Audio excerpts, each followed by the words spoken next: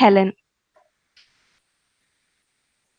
A very warm good morning to Honorable Judges Abhilash Sir, Shafiq Sir and Pradeep Sir. First of all, from the bottom of my heart, I would like to thank each of you for being here with us today. We are delighted to have your eminent presence. We proudly announce this is Project Expo, running under E-Novus, authorized by Innovative and Entrepreneurship Development Center in association with Institutions Innovation Council. We have been conducting this magnificent annual event for past 5 years, and today is the second day of this year's Project Expo. Honorable judges, proficient competitors, it is indeed an excellent opportunity to welcome you all. Once again, on behalf of College of Engineering Trivandrum, we heartily welcome all.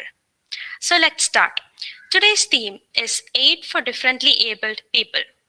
Now, I will share an idea of the same.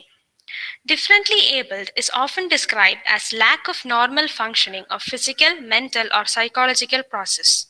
It is our responsibility to help people from different walks of life to lead a peaceful life. Thus, this became a considerable theme in our list. Thank you, Arundhati, for giving a quick glance on this concept. Now I think we are good to go with the presentation of project. Everyone, please note, try to abide by the time slot for the smooth flow of the program. That is, time allotted for the presentation is maximum 15 minutes and for the judgment is 5 minutes. Please do try to follow this. So, without further ado, I invite N. Dharani Devi and team to elicit the project.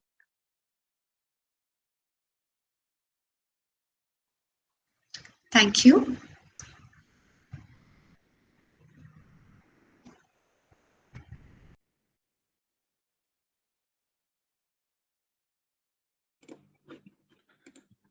I hope the screen is visible to you all. Yes, it is. So, shall we start? Yeah, go on. Good morning, respected panel members and fellow contestants.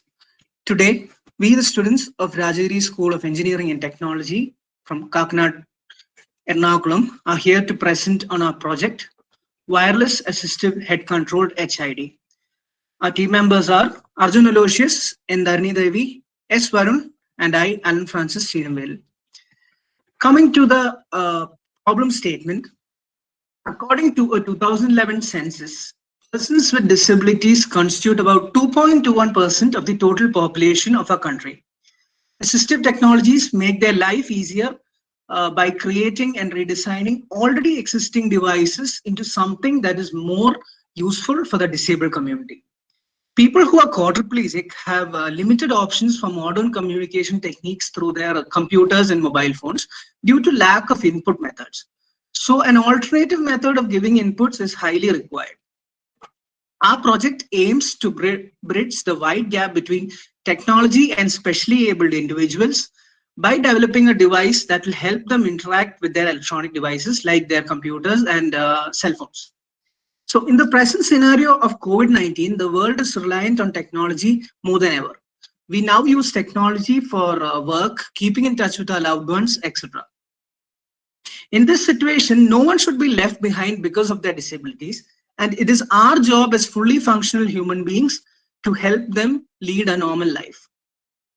The product is designed to emulate all the basic functionalities of a computer mouse, and some of the functions that will be provided are left click, right click, double click, scroll, etc. Now we'll be explaining about the product features. The device is available as both a wired model and a wireless model. The wireless model provides instant Bluetooth connectivity, a comfortable range of usage, and a hassle-free experience from wires. Whereas for people concerned about Bluetooth radiations or have a different preference, we have the wired model, which comes with an easy plug-and-play feature and no requirement for a battery. The device uses a gyroscope module for accurately converting a user's head movements into corresponding mouse cursor movements on the user's screen. The gyroscope is used here as it is found to be much more accurate when compared to other methods in the market like gaze trackers or devices using image processing. The system consists of a graphical user interface which enables a user to choose among the different mouse modes with the device. The GUI has been primarily designed with accessibility in mind in such a way that people with visual impairments can also use the device without facing problems. The device can be customized according to the disabilities of each user to provide a comfortable and reliable experience. For example, its customizability as of now for a wired or wireless model. The system is compatible across different platforms such as Windows, Mac OS, Linux, and Android. It uses wake word detection to pop up the GUI each time whenever a user needs to change the mouse mode. We also plan on extending the functionality of the device by enabling a user to control the switches in his or her room using the Assistive Suite, which is based on IoT technology. We will see more of this in the upcoming demo presentation by Varun.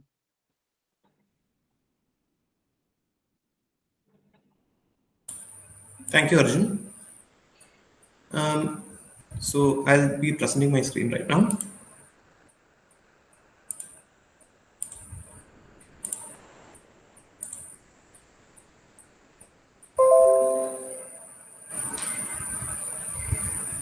I hope that my screen is visible.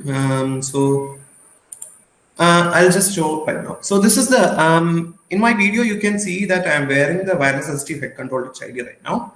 So this device is completely wireless and works using Bluetooth low energy technology and can communicate with the computer in an HID format.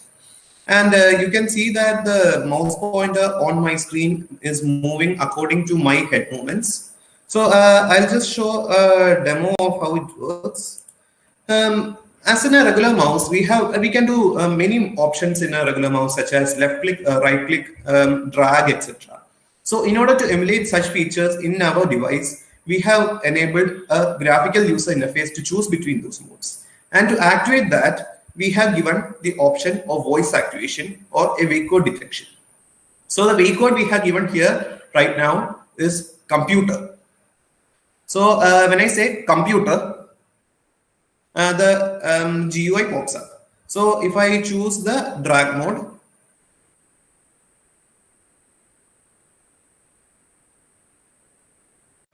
activated. I'll just enable one optionality to show the mouse cursor. Please. Okay. So if I just keep still on a particular position,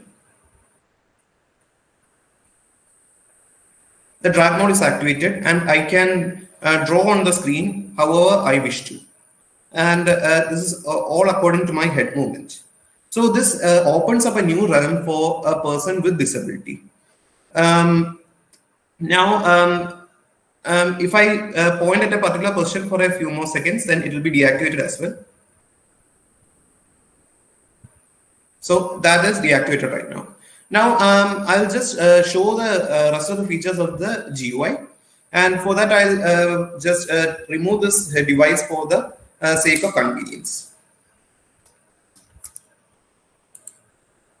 Now in the GUI, as I mentioned before, the wake code detection happens. So when I say computer, the GUI window opens up. And you can see that there are various modes right here, just such as left click, right click, double click, scroll, drag, hover, and no click. Hover is just a delayed click because in websites there are some options in order to open the links through a hover option. So we just implemented hover feature because we, on testing with a regular or a disabled user, found that this would be a helpful user for person who does browsing often. We have also made an on-screen keyboard shortcut so that the person can use the on-screen keyboard to type on his computer using the device as well. And this can help the person to achieve whatever a person without disability can achieve using a regular keyboard and mouse. So you can also see that there is a status window right here saying drag mode. So when I click the no click mode, this changes to no click mode. This means that this is the status window showing the current mode the mouse is currently working on.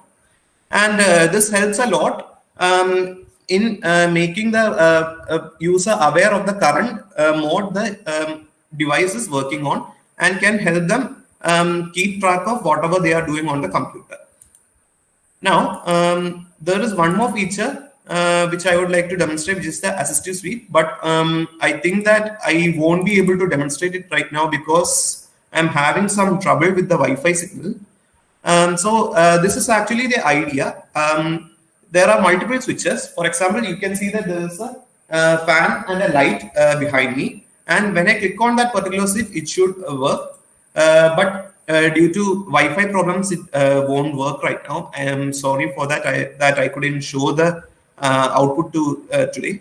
But this is also perfectly working. That's it about the live presentation on the working of the device. And now I move on to Dharani for the final remarks. Thank you, Varun. Now, in conclusion, we would like to say that every person, disabled or otherwise, plays an important role in our society. We should not deny opportunities because of their disabilities. We believe that our product can be a stepping stone to bring about the normalcy in their life of specially abled persons. So, the foundation of our project is actually mapping the user's head movements into corresponding mouse coordinates, which in turn will result in the movement of the mouse pointer on the screen. Now, the different functionalities of a mouse can be achieved by using the wake word detection method, as said before in the presentation. The wired model is available for those who prefer this wired model. Now, telling about the wireless, the Bluetooth functionality should be able to provide the person with a convenient access to his device without any hassle of wires and provide instant connectivity. And it's also plug and play. By this, we come to the end of our project presentation. I would like to thank the panel members for listening to our words. And I also thank CET Trivandrum for giving us such a wonderful opportunity to bring out our project to a wide range of audience. Thank you. Thank you, crew members. Now let's hear it from judges. Okay, thank you for your presentation. I am Pradeep, Assistant Professor in Mechanical Engineering. So can you hear me now? Yes, sir. Yes, sir. Yes, sir. Okay. Yes. I think these kinds of technologies are already available in market. So how do you differ your technology from those things? I think these kinds of technologies are commonly used in foreign countries and all other things. So my name is Alan. So the answer for your question is yes, these kinds of technologies and these kinds of devices are already existing, but the point we found out, the motivation behind creating this project is that such kind of existing devices are having a really big price tag attached to them. It is close to $2,000 when you when you do a study on these kind of things. The costliest device comes up to $2,000 to $2,500. So when we talk about disabled individuals, they are the most normal people. I mean, financially and otherwise, they are the most normal, and they cannot afford such kind of technologies. There are people who can, and there are people who use it too. But then when you talk about our country and in our scenario, there are very a few number of people who can afford these kind of devices. So when we brought about this product and when we built a prototype, it cost us around 1,500 to 2,000 rupees. So cost is a major factor. Secondly, the technology that these kind of existing devices use is either IR or any other similar kind of technology. But issue with that is, again, there is very high dependency on external noise, external light, and things. I mean, there are many variables in the working of such a product. So, putting these two factors together, I think our product stands out among the crowd. Okay. So what about your platform? In which platform you have created this one? I think Varun can answer the question. So we have built this product upon Python, and also the wireless ST head controller HID. We have used the ESP32 microcontroller unit in order to use that. This is a 32-bit microcontroller, and it also has inbuilt Bluetooth low energy technology in it. and we integrated that with basic Bluetooth technology to communicate with Python, so that we can do the graphical user interface as well as the different mouse actions on the desktop using just that Python interface. Okay, mainly Python is the basic interface or the basic software that is. Yes, sir. Yes, sir. Python is the basic programming. Okay. What about the sensitivity of your Bluetooth device? Okay, sir. I think some problem had occurred while you presented it. Actually, sir, the problem which occurred was with the assistive suite technology, but actually now it's corrected because the problem was that the Wi-Fi connectivity was lost when I initially started. So if you can just hold on, I can show a demo of the assistive suite right now. So you can see that there's a bulb right here before me. So I can use the device, the assistive suite, as I mentioned before, in order to control that particular device. Okay. In case of the sensitivity issues that you have mentioned about the wireless assistive head control HID, the product is really accurate, and it uses gyroscope tracking, and MPU 6050 is one of the most commonly used gyroscope sensors out there in the market, and we use that sensor because firstly it is very cheap, and secondly it can be mass produced with ease, and the coding is similar for all the devices. So what the problem with other devices is that we have to change the sensitivity according to each sensor, because each sensor is different. But for MPU 6050 we can just code a single code, and we can use that universally for all the sensors out there, and the sensitivity is also really good. Okay. That's all from my side. Okay. Thanks. Thank you. Okay. Thank you, sir. I am Shafiq, Assistant Professor, Mechanical Department. Good morning, sir. Okay. Good presentation. Thank you. Thank you. What are the operations you are planning to implement by this device? Actually, sir, because in the current scenario, we have identified a disabled individual who has been quadriplegic for the past 7 years, and we have been testing this device upon him for the last 2 years, actually. And he mentioned that this is one of the best assistive devices that he have ever used. He was currently using voice activation function in Windows to use the options on his computer, but he found that this is much more responsive as compared to the other solutions. So what we are going to do from here is that, first of all, we are trying to establish this assistive suite technology, as I mentioned before, in order to control the devices on his on a person's house, so that he can be more self-reliant and don't have to depend on a caretaker all the time for menial tasks such as turning on the light, turning on the fan, etc. So that is one of the things that we intend to do. Second one is the enabling of assistive switches. So this was something that was suggested by a professor in UCA College, California, and as I mentioned before, every person is different. So some people, even though they are quadriplegic, have some kind of movements such as a small hand movement, small leg movement, etc. So we intend to integrate assistive switches, which we can use hand switches or leg pedals, something like that, in order to activate these different clicks and different actions on a mouse, so that it can be easier for a person with small movement to use that, instead of going with the voice activation feature and other stuff. That is another one thing which we would like to do. And lastly, we would like to look into a lot more people with disabilities, so that we can cater the product according to each person's need, because assistive device cannot satisfy the entire user base as together. We have to customize the device according to the needs of each and every user. So we would like to gather a lot more user base and make the device such that it can be customized to the needs of any person with disability who is quadriplegic.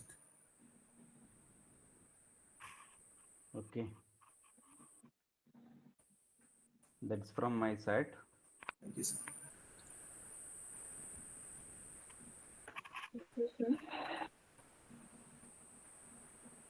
Okay, thank you, judges. Uh, Next, I call upon Jill's AJ and team for their presentation.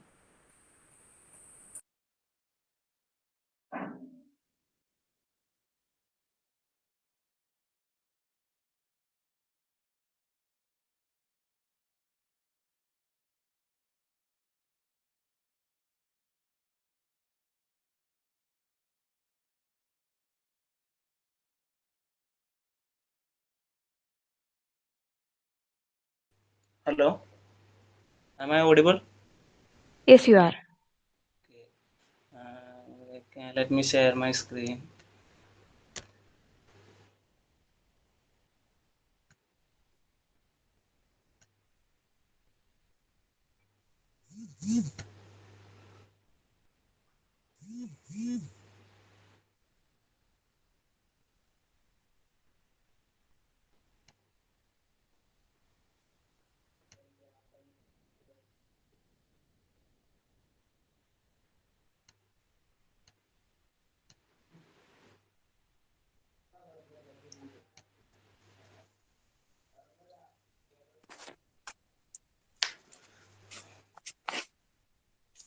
Hello, am I audible?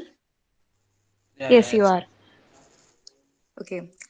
So first of all, let me introduce myself. I'm Sizzle Maria Joy from Team Care, and my team members are Jill AJ, Kiran P. Suresh, and K. Abhishek Menon.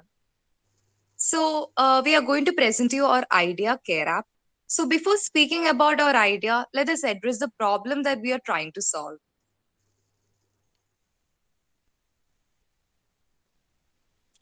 So yeah, today we live in a digital world, and for us, every contents are available online. Right from daily newspaper to study materials, every single information is actually available in our fingertips. And for the same reason, we are able to conduct competitions like these online even during the time of pandemic. But this is not the same for everyone. All the features that we have in our smartphone depends on either our auditory or our vision sense. And hence, for the same reason, deaf-blind people, people who are both deaf and blind at the same time, cannot use their smartphones independently. These people need an assistance while using their smartphone. So this is the problem that we are trying to solve, and let us see our solution. Our solution is to create an app specially designed for deafblind people to use their smartphone. Now, this app doesn't depend on our auditory or vision sense, and it provides many features, including chatbot, virtual assistant, newspaper, etc. So, how is this possible? Our app uses Morse code as a form of communication. Morse code is in the form of dots and dash, so it can be communicated in the form of taps and vibration. So we use taps for the input from the user, and output is given in the form of vibrotactile Morse code.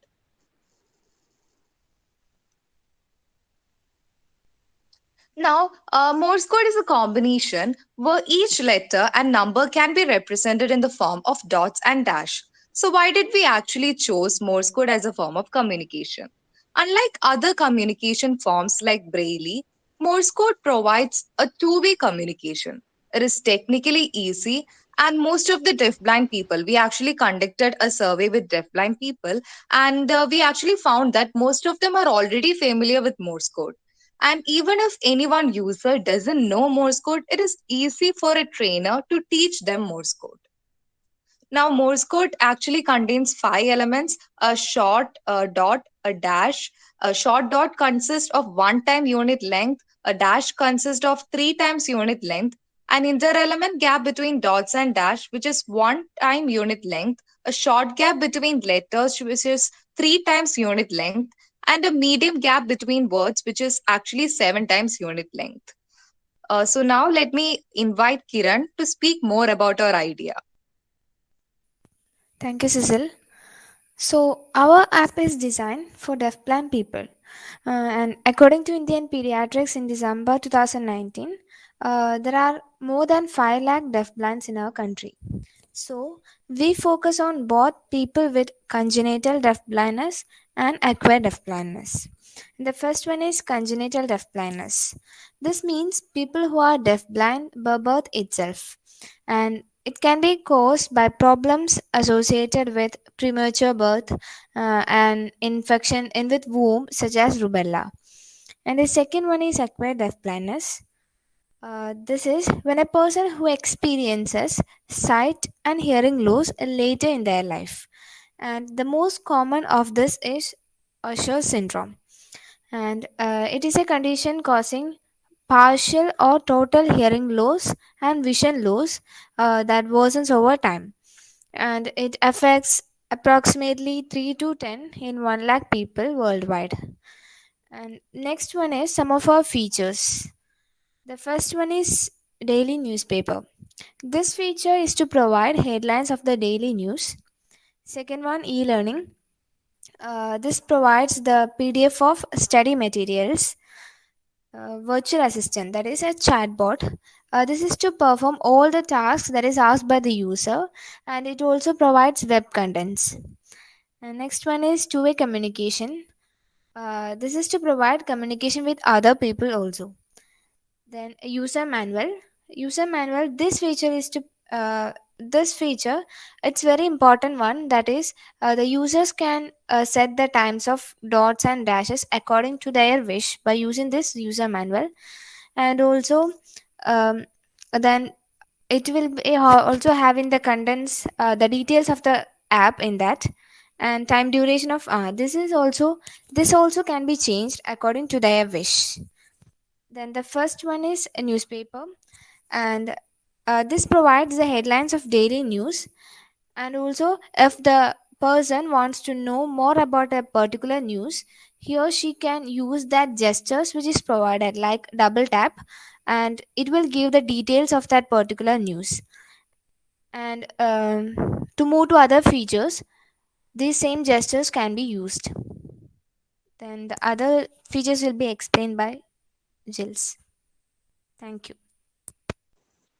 Thank you, Kiran. And the next feature of our app is e-learning. Basically, nowadays all the teachers are using their study materials in the PDF or in the text format. So basically, this is for normal people.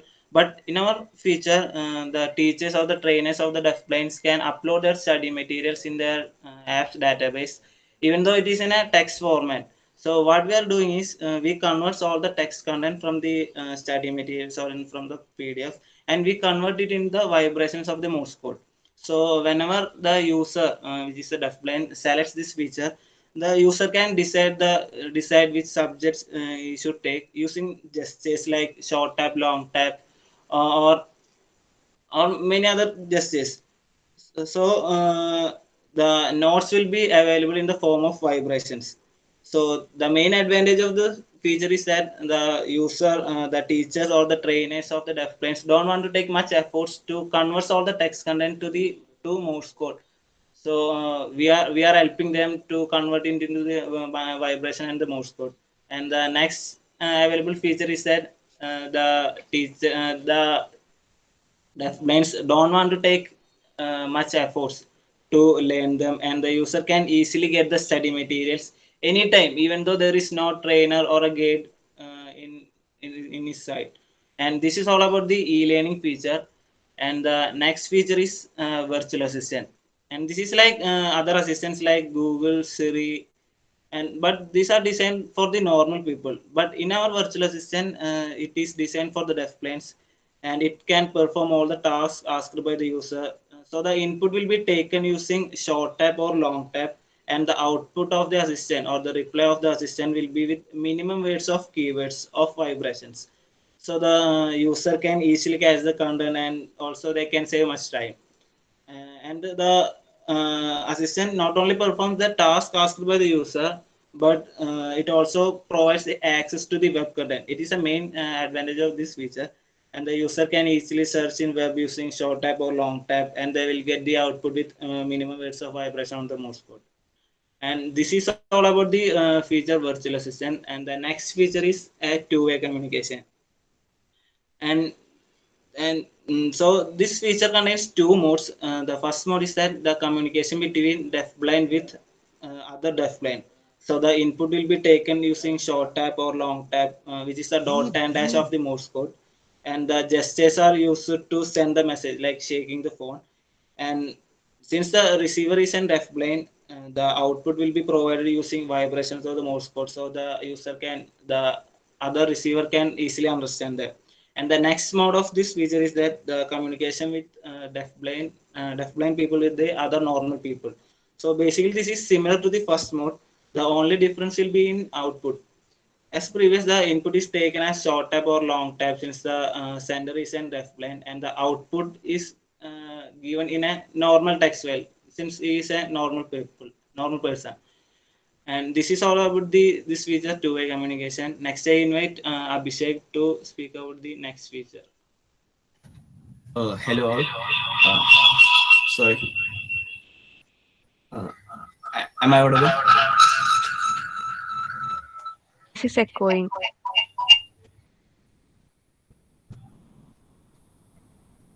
Is it okay now? Hello. Yes, it's okay. Yeah. So user manual, one of the important features of our app.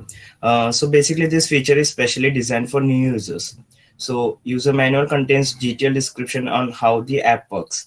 So deafblind people who doesn't know Morse code can also learn Morse code using this feature. Using this feature, users can adjust the speed of speed of the vibration, the time duration between dot, dash, and of space. They can decide the speed of each vibration of pause of dot, dash according to their convenience. So that's about user manual. Now about our competitions. There are only very few apps which does not depend on auditory or nor vision sense. Samsung Good Vibes, Parkinson's are some of such apps. But these apps does not provide most of our features, including virtual assistant, daily newspaper, PDF, etc. Our app provides people access to web contents, chatbots, and many other features. And we also provide two-way communications between the app and the user using the Morse code. So advantages. Slide change. Our app is specially designed for deafblind people to improve the quality of their life and to help them lead an independent life. There are more than 5 lakh deafblind people in India, according to Indian Pediatrics.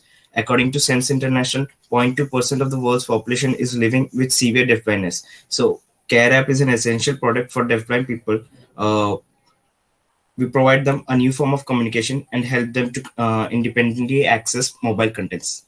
Thank you. Abhishek, can you share the app? Just a second. So kindly note that we are actually showing the demo of a prototype, not the complete app. Now, in our app, the mode of communication is vibration here. So since we are screen sharing, if you listen it, we can hear the vibration. So if a user is using, they can feel the vibration.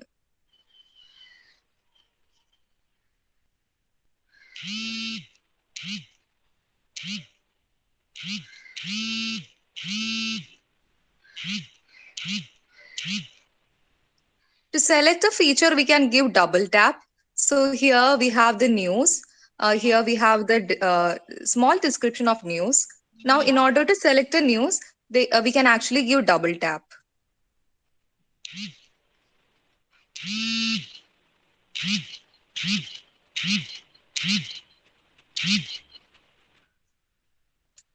So in order to go back to other newses, to other short description news, we can give backslide or go to back option. And similarly, to go back to features, we can give backslide or left slide. If we swipe down, we can see the other features like board and chat and learn.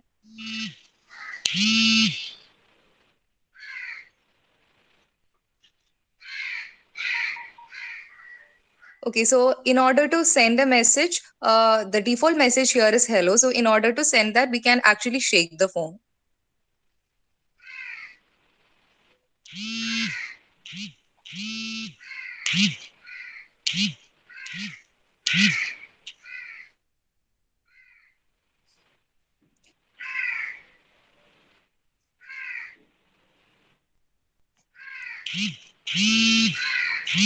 So in this learn feature, the student will get the PDF of study materials. So if we double tap, we can get the study materials.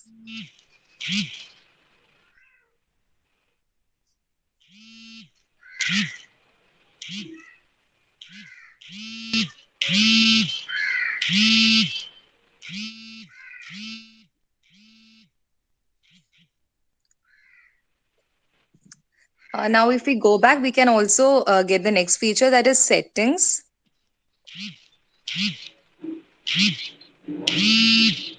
In the settings, we can actually, the mentor can actually give the time duration of each dot, dash, and dots, or the gap between dots or dash.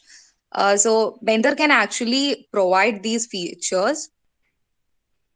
So this is the basic function of Care App. Here we are only showing the prototype, because in order to get the complete version, we have to buy News API, which costs around 15,000. And also to get database of Chatboard, we need another 10,000. So since we don't have that funding now, we are only showing the prototype of our app.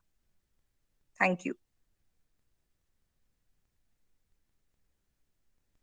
Thank you, team members. Next, we can hear on to the judges. Okay, that was a nice presentation. So I want to know that these Morse codes are universally accepted language for deafblind. Yes, we had similar concerns whether deafblind people are already familiar with Morse code. So we actually contacted some of the institutions like Clark School in Chennai, Sense International India, it's a NGO for deafblind people of India, and NAB, which is an association of deafblind people in Kerala. So we actually conducted survey whether deafblind people are already familiar with Morse code, and we got positive response that most of them knows Morse code. They are actually teaching Morse code to these deafblind students. So that's the reason we actually took Morse code as the way of communication. Okay. Are you trying to provide this app free of cost or charging something? Yes, sir. Basically, it's a social service app, so we will be providing it for free. What about the cost of your production? How will you meet that production cost? Production cost, as in the sense for the management of database and all? Yeah. Production cost, including installation. Since this is a charity product, we are actually we actually want to depend on NGO. So in order to do that, we actually have to make the complete version. So the main cost is for News API and the database of Chatboard.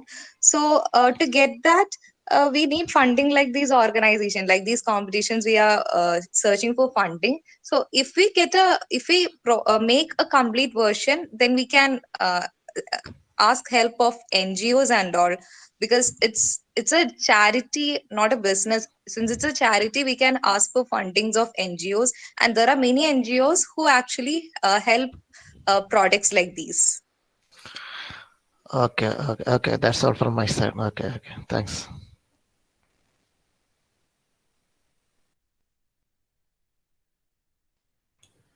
Okay, this is Abhilash. Very interesting and very good presentation, socially relevant also. So we have this product for visually challenged and people with hearing challenge in hearing and all. So have you looked at any product existing now for similar?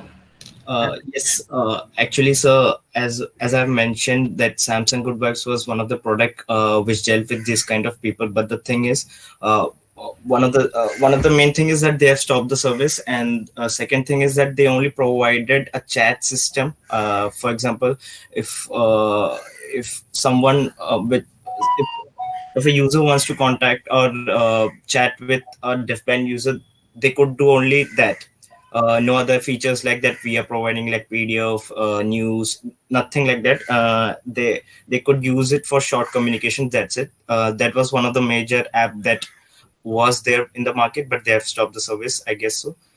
Last we have checked through, they have stopped it. And yeah, when we conducted the survey, there were many institutes in Bombay, like yeah, Mumbai or Kolkata. I don't remember, but they some of the students use Samsung Good Vibes, but then they said that they have stopped their service. So it was very efficient, helpful for them. Like they were mentioning it as lifesaver. So just for chat application, it was lifesaver. So I think we could do more with features like which we are providing, that is for which can help them in education, which can help them to get to know what's going around the world. So that's it. Okay, you have learned a lot from the user end, but what about the supplier end? What about the developer end?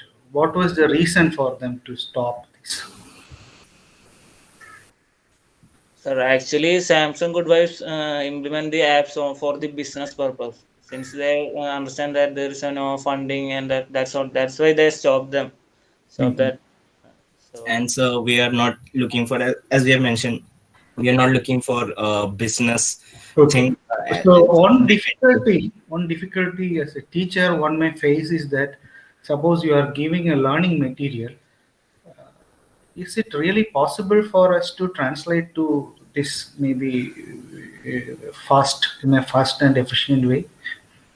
So the one thing is that the learning materials that deafblind people receive is not like us. Like we have PDF like around 100-150 pages PDF we receive, and we have to study through it. But these people receive short contents, and these contents are so short that we are confident that we can take that stuff from the PDF and convert it into PDF.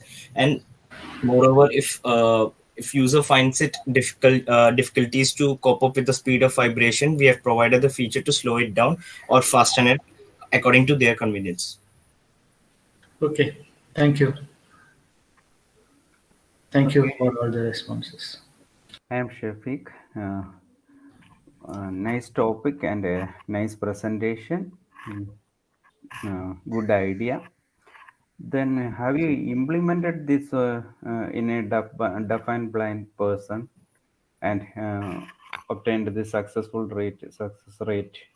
So as we have mentioned, it was just a prototype, and for most of our features to work, that is our main features includes boat and news API. News API we are using just the free ones. For the providing news, we just need funding.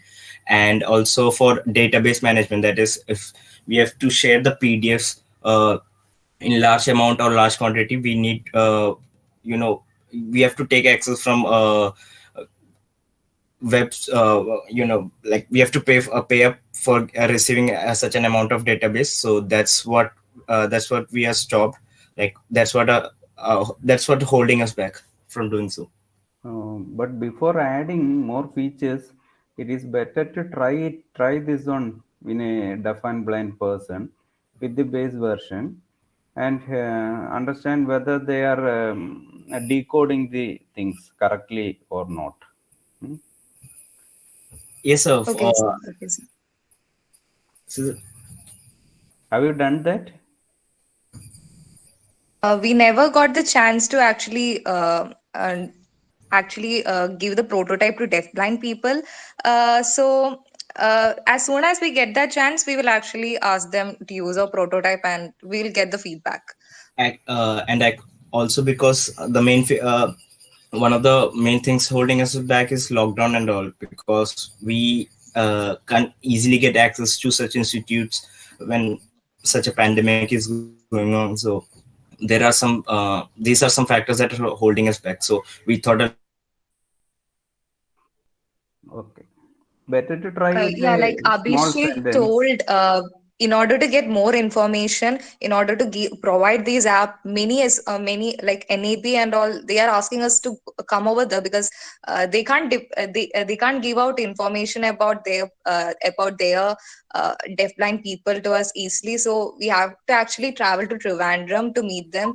So that's one of the limitations we have since it's a lockdown. Okay. Okay, that is from my side. Okay, thank you, sir.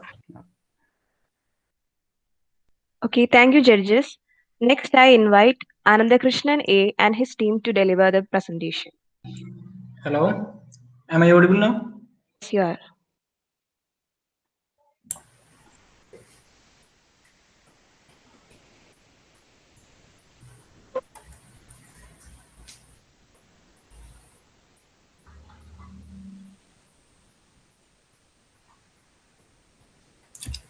Am I audible? Yes, Abhishek. Yes, you are. Good morning, everyone. My team and I are here today to do our idea presentation on the novel design and analysis of a prosthetic limb for a lower knee amputee. Before beginning, I would like to extend our sincere gratitude on behalf of my team towards IEDC for this opportunity. So why is this project relevant? Firstly, the usability and the comfort levels offered by existing conventional prostheses are below satisfactory levels as reported by the users. Also, the access to prosthetics and orthotics to the people in all walks of life requires substantial growth in a country like India. The objective of this project is to design a comfortable and user-friendly lower knee prosthetic limb, which is capable of performing all lower knee gestures and controls while keeping it accessible to the common man.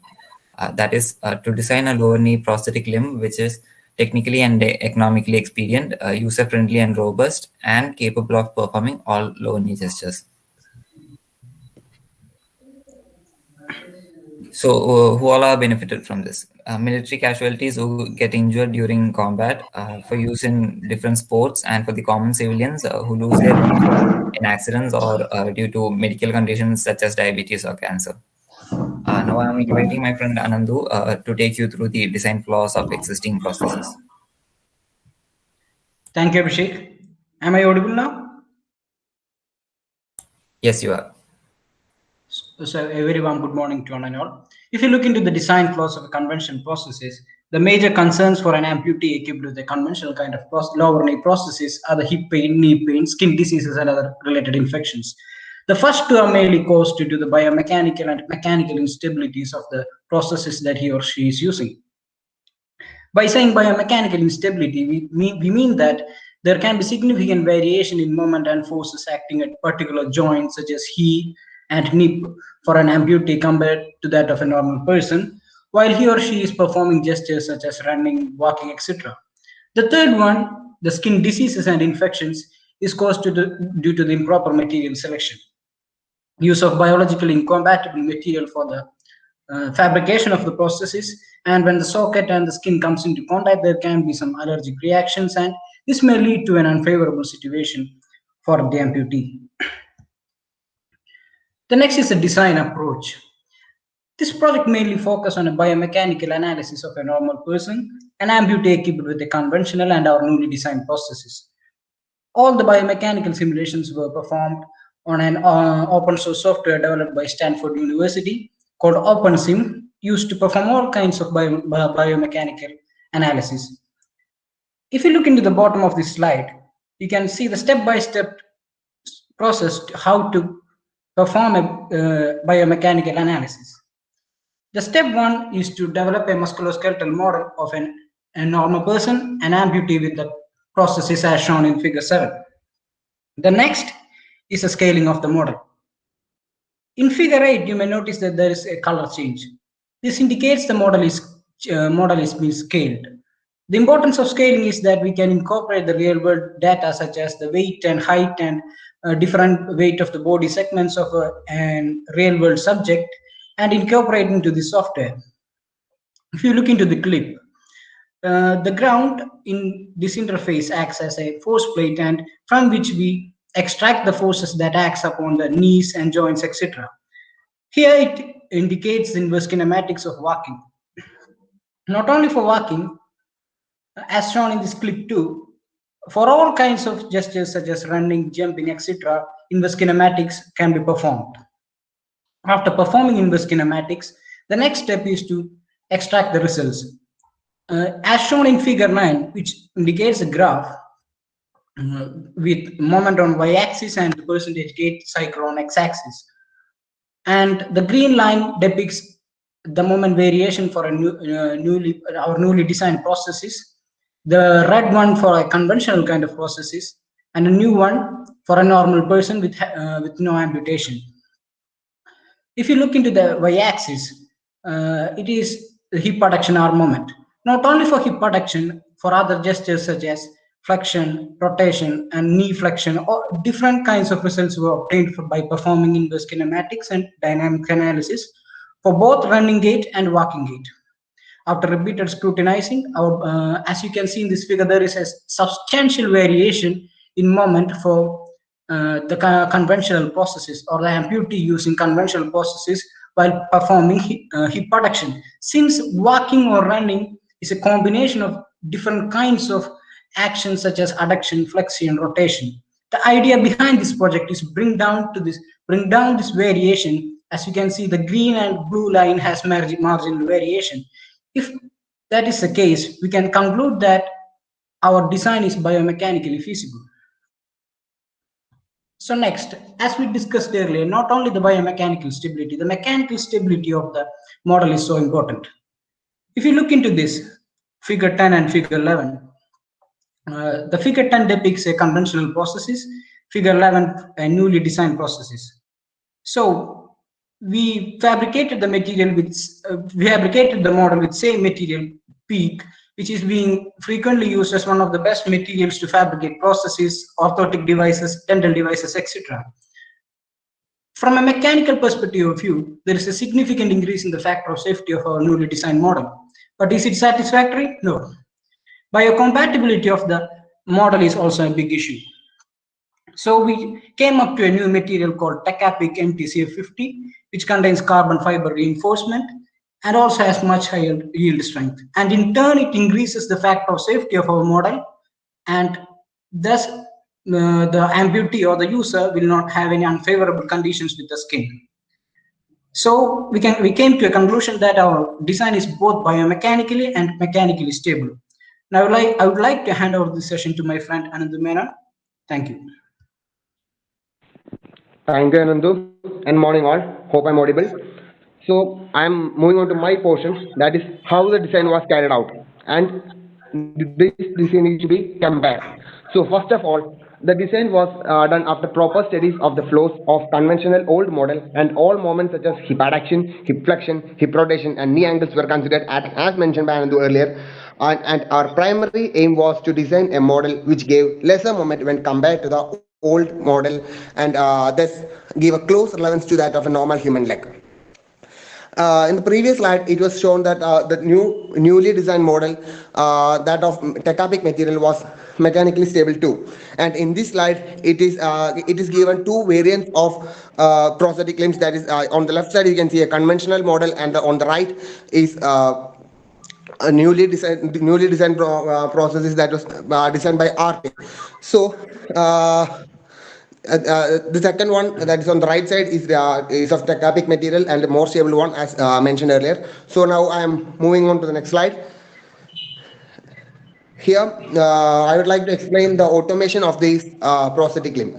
For that, first of all, the different views, the side view, front view, the isometric views all are given there.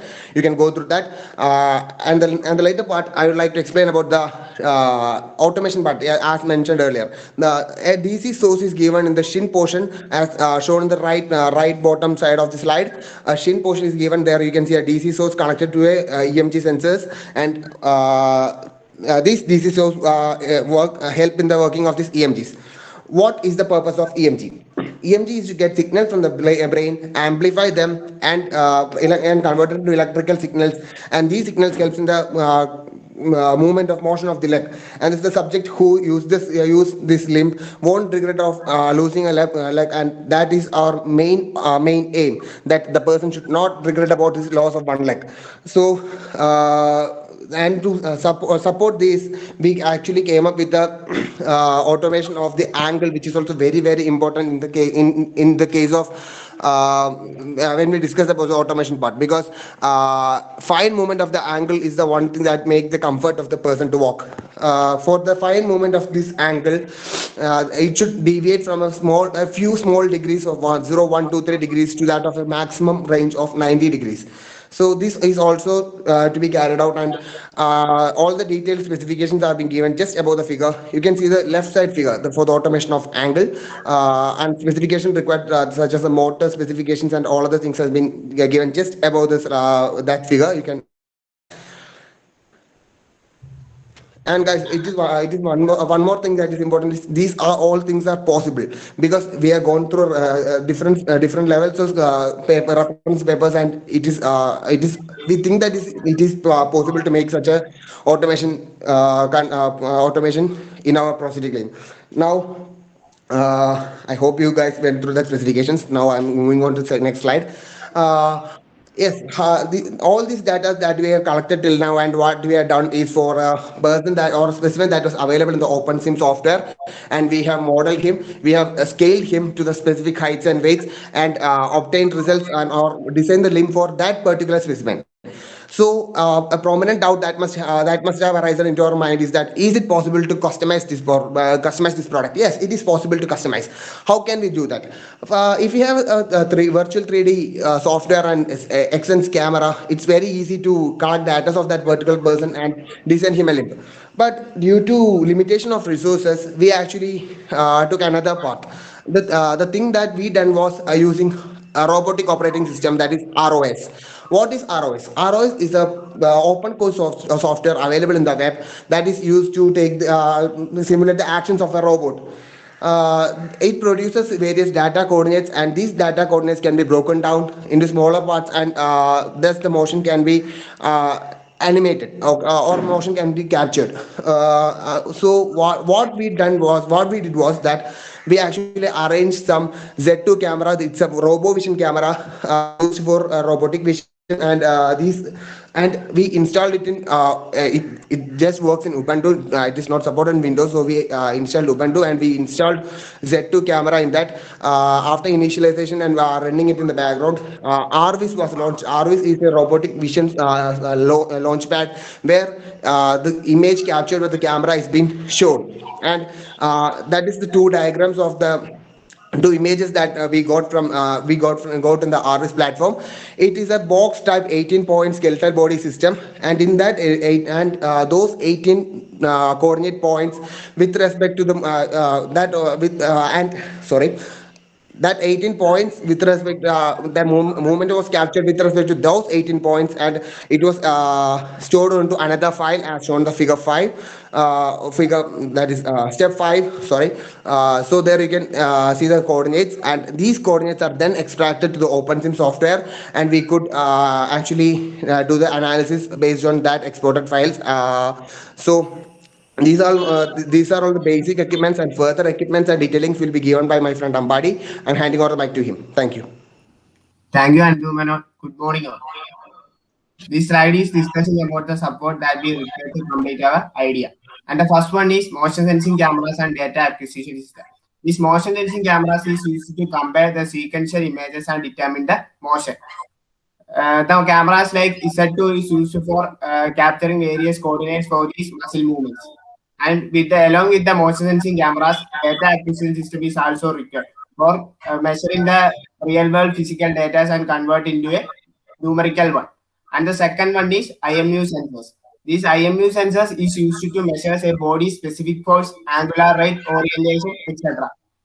And the third one is force plate treadmill. And this treadmill consists of a force plate which gives information about how much force or pressure generated during a person's activity. This is our prosthetic limb, and it contains a number of complex parts. So in order to make the manufacturing more easier, we go for 3D printing. And the material which is used for this 3D printing is Tekapic CF30. In order to complete this prosthetic limb, we require many components such as DC stepper motor and the components to complete the circuit and Emg sensors, etc. And this slide is discussing about our long-term teams to be achieved. And first one is customization of prosthetic limb.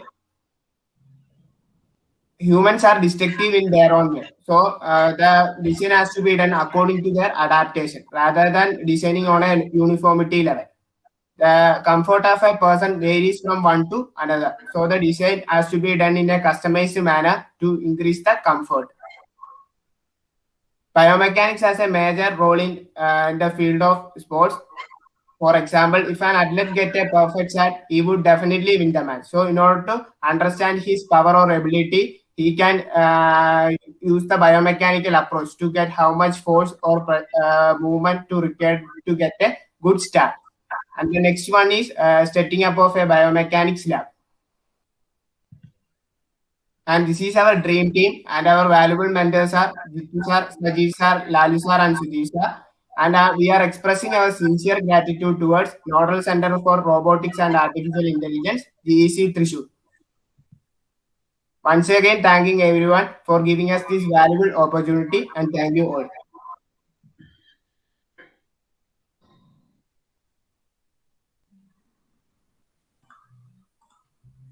Hello, sir.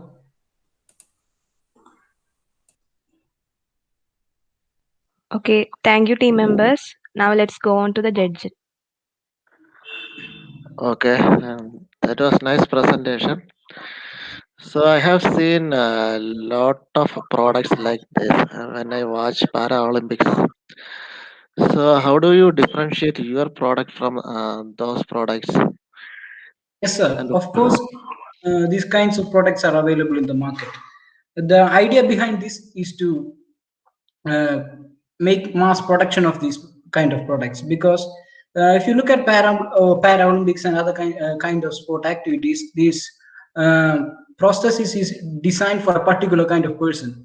But for a community, if you to look into our society, we need to design for the biomechanical factors of a individual is not considered while designing a prosthesis.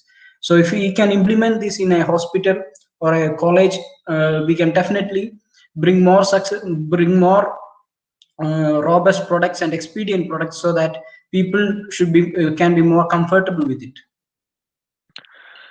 So what are the sensors you have used in these products for getting the signal from the brain?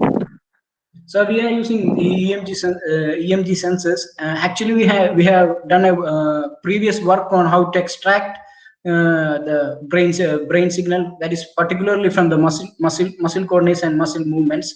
So by extracting these EMG signals, we supply into the DC motor, and thus the automation is possible. So your material is Tecapic TCF30, sir. Okay, so where do you get this idea of selecting this particular type of material?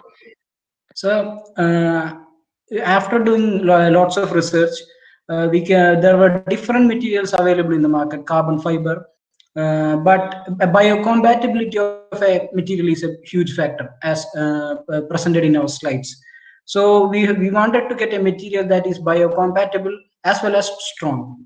So after doing some research, a new type of PEEK material is now developed, and hence we got into this, which is biocompatible, and we can have some ventilation facilities in the materials. So what about the weight and its durability? So definitely the durability of the PEEK material is significantly high. Sir, as you asked about weight, the thing is, when a amputee or when a normal person loses his leg, the design must be made in such a way that the amputee must not feel an increase or a decrease in his body weight. So after performing a biomechanical analysis, we can come into a conclusion that how much weight should be added to the material, as this product can have its own qualities when it changes from subject to subject. Okay, that's all from my side. Okay. Okay, sir. Thank you, sir.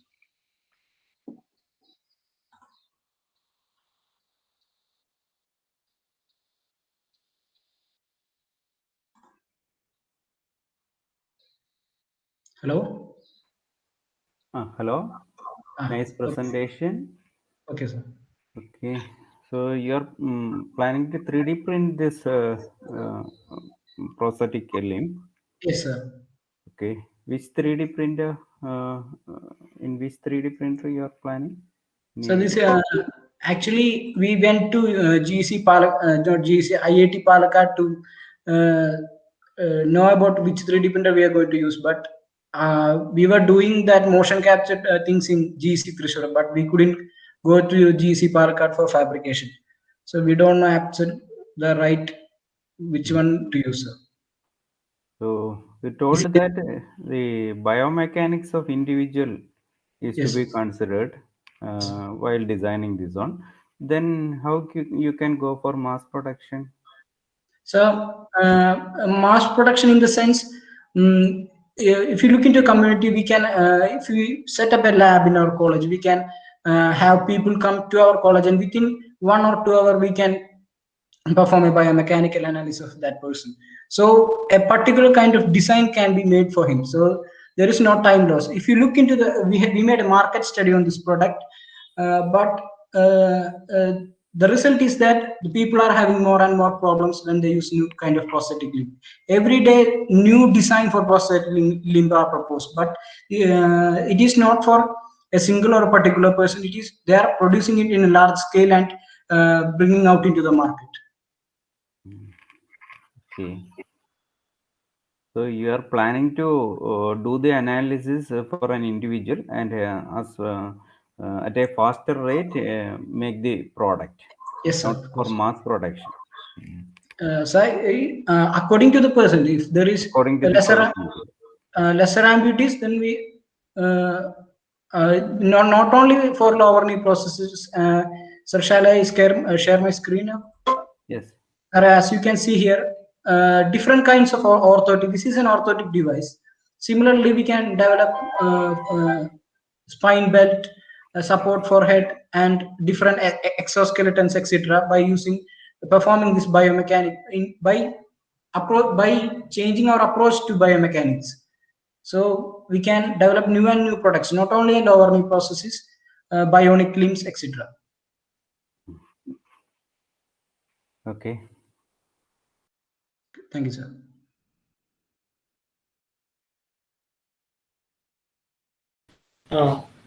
Excellent presentation and very relevant and interesting work also. I have these few questions. So, the human leg is not as simple as what it appears. It has many different parts with many different functions for each. Yes. Knee is there, shin is there, ankle is there, foot is there, toe is there, calf is there, then heel.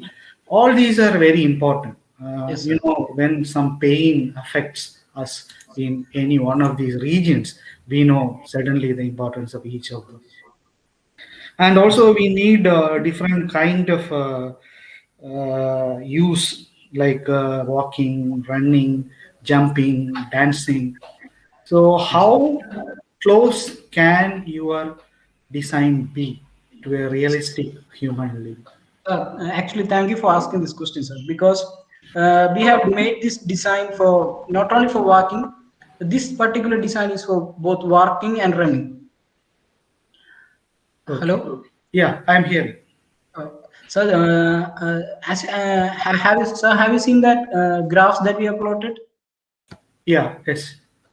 Similar results were obtained for walking, running also. So we can come to a conclusion that the design that we proposed is highly efficient for walking and running, but there is a chance that it is not that much efficient for performing gestures such as jumping or dancing, etc. But we will definitely bring developments to this product and perform all kinds of biomechanical analysis. But the problem is as you asked, the motion data. We need to get real world motion data to perform this kind of analysis. If you look into the dancing, it is not a simple gesture as walking is not a simple gesture, but if you consider dancing, it is much more complex. There are different body part movements, so we need we need to get a really good motion data to perform dancing analysis or jumping, etc. Okay, anyway, dancing was not the focus, but I just mentioned. So Okay, sir. then another problem is that suppose one person is an amputee on one leg only, the other leg will be having all these functions. So how you balance the two legs, one existing and one artificial? So if you for this particular lower knee, our product is a lower knee prosthesis. The major movement comes at the foot. So the automation of the foot is the most important parameter. So the thing is, after considering all the weight segmentation parts, biomechanical stability, we can come to a conclusion that our product is biomechanically stable. But for a user, we need to test it on user. That is a prior objective of our product. We need to fabricate and test it on a user, and thus these things varies from person to person. Some may feel it comfortable, some may not feel it comfortable. So that is the thing that we have definitely looked into it. Such a motion of fingers, that is also an important, and we are developing a bionic limb of this lower knee processes so that every motion can be performed by this processes, prosthetic limb. You are going to have a look at the other leg of the person and have it custom made, is it so? So if you we have sir, this is not a complete product. We are making a bionic limb so that the person can have any kind of movements that is possible with a normal leg.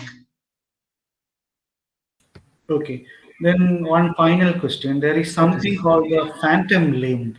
Some people will be having the painful experience, very few people, and many others, amputees, will be having this feeling of phantom limb. Have you addressed such a thing in your study? No, sir. We need to look into it. Do you know what is phantom limb? Actually, we don't know, sir. Okay. Sir, could you? Yeah, you can read the book by Dr. V.S. Ramachandran, Phantoms in the Brain. Phantom limb is nothing but a person who is an amputee will feel that his lost leg is still there. Oh, yes. And the pain in that leg will be conveyed to his brain. You know, all these pains are conveyed to the brain. Then we feel, right? So imagine the situation when somebody is feeling the pain in some body part which is not there. Yes. So it is actually a very big problem, and people are still figuring it out. It is the book is very interesting to read for people like you who are looking to help others with physical challenges. Okay, sir. So, try to read that. Thank you. Yes. Thank you for valuable information, sir. Thank you. Thank you, judges. Next, I call upon Hari Sapna Nair and team to present the presentation.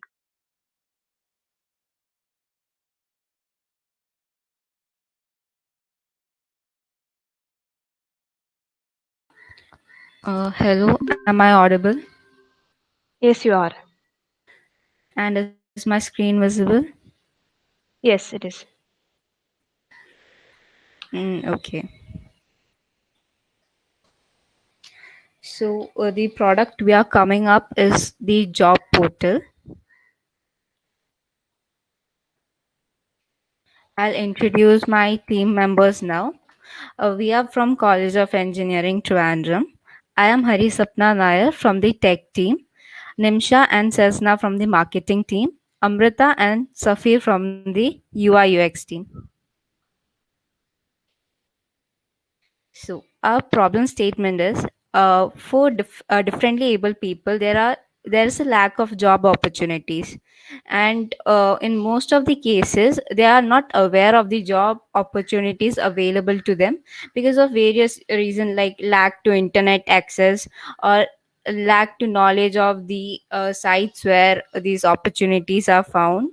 That is one reason. And the second reason is that they can't attend an in-person interview without depending on anyone. Like they might have to ask their friends or family members to accompany them along with them in the interview, which is not possible in most of the cases. And to solve this problem, we have came up with an innovative idea of creating an app which makes the job search process easier for people with disabilities. Yeah. So the features of the platform are it's really user friendly. We have an accessibility feature in our platform. The more details about the platform will be discussed by the UI team. Second is that we have applied various filters for the job search option, like a salary, then disability type, etc. Then we'll be providing them with ATS compatible resumes. As you might be knowing that in nowadays in most companies ATS are used, and people might not know how to create a compatible resume. So what happens is that even if they have a skill, they might not be able to get selected in the interview. Second is that we will be sending them job alerts on their mail ID if we find a suitable match for them. Then is a recommendation page to show their skill sets to the recruiters. Then there will be a company review page so that the job seekers can have an idea of how the company work culture is and the salary structures and all. Okay. So in our platform, there will be mainly two type of users: the job seekers and the job givers. Job seekers will be the persons who are suffering from some kind of disability. Job givers, we have included companies which are registered, like big tech companies or non-tech also. Then we'll be including NGOs and other small businesses. There are small businesses like boutique shops, jewelry making shops, which might not be registered, but they will be providing job opportunities. We will be including that also. Then comes government jobs. We'll be linking the government jobs availability in our platform so that people can be more aware of it. Yeah, from the job seeker, we'll be collecting the following informations. We'll be collecting their educational background, skill set, work experience, disability type, and contact details. Yeah, as mentioned earlier, while a person registers in our portal, we'll be asking them various details and we'll be converting these details into an ATS compatible resume. Then filters. We'll be applying filters like job profile, salary, location, years of experience, etc. so that the job search process will become easier for the job seekers. Yeah, in case of disabled people, the problem is that the recruiter might not have an idea if that person is actually capable of doing work or not. So in that case, we thought of taking recommendations from the previous employers so that the next recruiter have an idea of how this person is going to work in their organization. Yeah, and we'll be sending them job alerts through mail. Weekly job alerts will be the default option, but according to the users' need, they can customize it into daily alerts, monthly alerts, or yearly alerts. Then next is the job giver section. First, we'll be asking a company summary because what happens is that we will be including companies which are not registered also. So if you Google it, you won't get the details of that company. So we'll make it mandatory for the companies to provide their descriptions.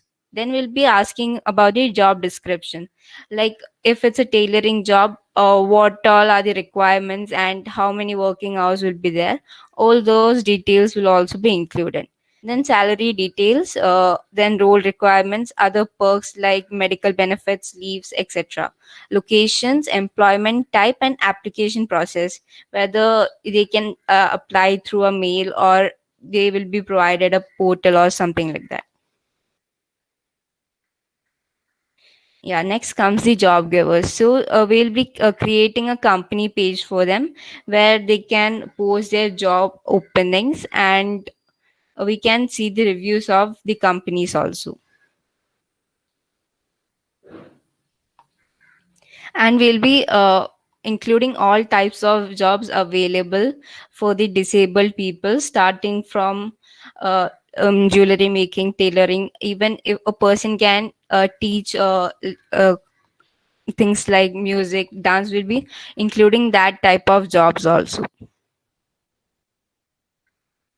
Then government jobs, there are few portals which provide government jobs, but the problem with them is that they are not user friendly, and when people use them, especially in their mobile phones, the process of search becomes really hectic, and that might be the reason why people don't prefer these kind of job portals. So we'll be taking the details of these government jobs, and we'll be uploading them in our site. And next is the workflow. First, the job giver and job seeker will be filling the details. Then they will those details will be applied through a filter. Then then a user can find the job by searching or through the mails, and if they find it suitable, they'll be applying. And after that, the job seeker and job giver can communicate with each other. Yeah, these are our future plans. We'll be having a testimonial page so that there will be credibility for our platform, chat facility so that two parties can interact with each other, except like we'll be having the mail feature at present, then we'll be extending this feature to chatbots in our system. Then we'll be also having an algorithm to detect frauds, because there are so many jobs which offer you high pay, high salary, but in most of the cases they can be a scam. So to prevent that, we will develop an algorithm. Yeah, now I invite Nimsha to talk about the marketing strategies. Hi, I'm Nimisha. I'm part of the marketing team of our job portal. So the main marketing strategies we are going to implement, we are going to seek people who have contact with such people who need jobs. For example, there are TV shows which focus on people who are handicapped and are in a very bad economic state. So if we can go through that way, we'll find a lot of people who are actually in need of a job. And there are a lot of NGOs and other government organizations which have reservations for people with for handicapped people. So if we go through that way, we'll be able to find out the people who give such jobs. Now, our main marketing strategies are, first thing is advertisements. We are planning to advertise our job portal in other sites which already offer jobs. Like there are many sites that already offer jobs for everybody. If we advertise through those sites, then people who are seeking jobs will see these advertisements, and the ones who want to help their handicapped friends, or if they themselves are, they can apply through ours. We are also planning to register our startup. Hello, can you hear me? Yeah. So we are also, so that is our main advertising. That is the main kind of advertising we are planning to do. And we have received the contacts of higher government officials, mainly IAS officers. 3 or 4 of them are willing to help in this case. So once our product is fully developed, we are planning to contact them. They'll give us numbers of higher officials who can help us go through this process and help us get details of people who are willing to give jobs to handicapped people. Now for the rest of the information, I call upon my teammates. Cessna.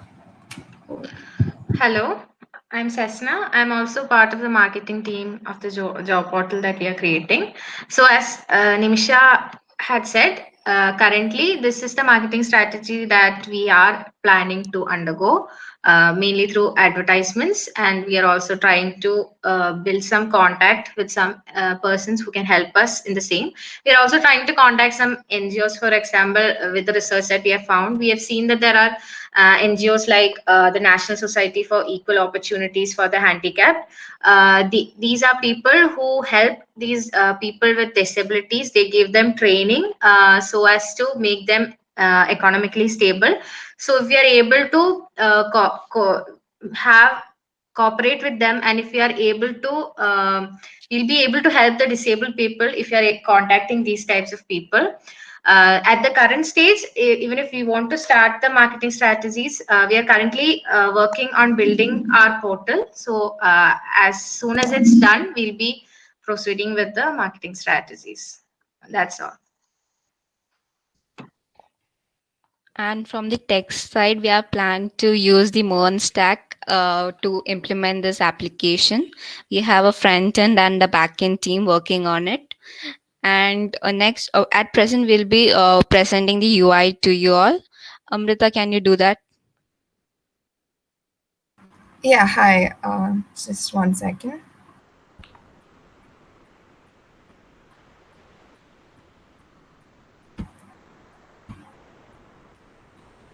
Can you see my screen?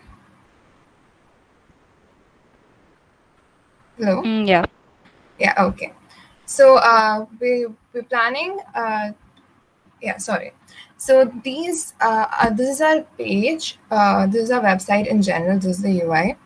And we have used these colors because one, they go with the IEDC logo, and second, these are contrasting. So they'll be easy for people who are colorblind to follow without any issues. So this is our landing page, and once a job seeker comes to this page, they can either log in using this login button, or they can click apply now, and it will take them straight to the login page. And if they don't have an account, they can sign up here, and that will take them to the sign up page. So in case they do have an account, we come back to the page, the home page, with the profile button on top. And here they can then click on apply now again, and it will take them to the job details page, where they can find out more about that particular job and then apply. And if they don't have an account and they click sign up here and click on apply for a job, it'll take them straight to this registration form where they can fill in their details, and these details will be converted into a resume. And after they fill in these details, it'll take them straight back to the home page, and they can apply for the job as before. Now from the recruiter's point of view, once they come to the home page, they can click on login. And based on the details, based on the login details, if they have the recruiter's details, they'll go straight to the company dashboard. 1 second. Yeah, so this company dashboard for the recruiters. And if they don't have an account, they can click on post a job offer after completing filling up these details. And it'll take them to this page, this recruiter form, where they'll have to fill in the company name, basic details, and also give a job company description. And that will take them to the company dashboard again. So in the company dashboard, we have job requests and job completion, and all the individual requests that they get from these job seekers. You can click on this button, and it will take them to this page with their details. And job completion is for these part-time or small internship type of jobs, like data entry maybe. So once they've completed, they can register them as completed, give them a review or rating. And that way, the seekers will have credibility, and they'll have a good reputation within the app. And over here, you can see who all the people who are employed from this job portal in these companies, and they can click on more information here to find out more about them. And if they want to post a job, they can click on post a job button, and it'll take them to this page where they can fill the details for each job and post it. And yeah, so we have this button called recruiters on top, if you can see, and that will take us to a general page with all the recruiters that we have in the job portal. And if to find out more about each individual recruiter, they can click on this button, and it'll take them to their page with like the basic information and anonymous reviews or named reviews from the employees there. Yeah, and in the my profile page, they'll have their basic details and also the jobs they've applied for, and its status will be provided. And this is the accessibility page where you can see that we can change the font size and change the contrast and make it screen reader compatible and everything. And it's also there in a drop down form. We aren't sure which one to use, so those two are there. And this is the basic flow of the website.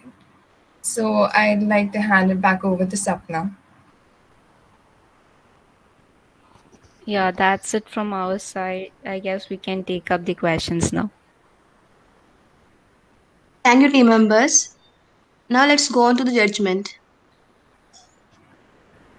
Hello, can you hear me? Yes, sir. Yeah. So, how user-friendly is your website for deaf-blind people?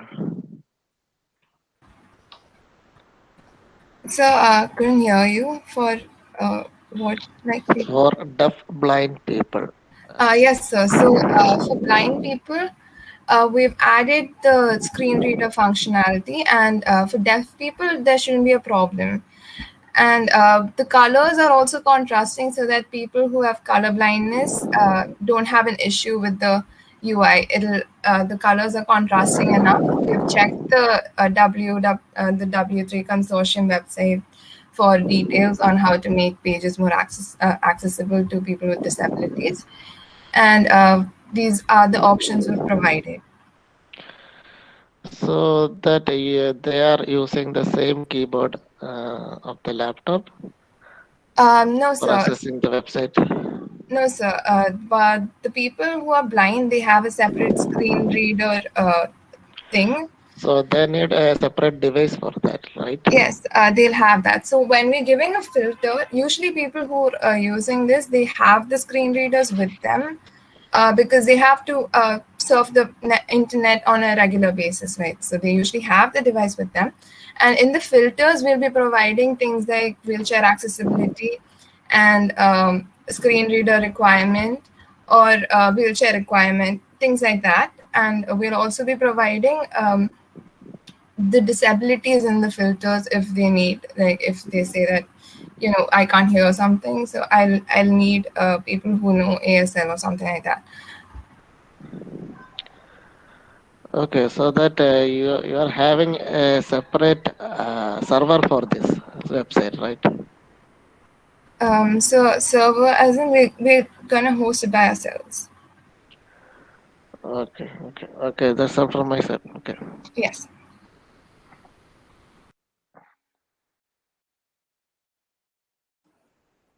Hello. Hello. Yeah, sir. Hi, sir. We can hear you. Okay. Is it a paid portal or a free one?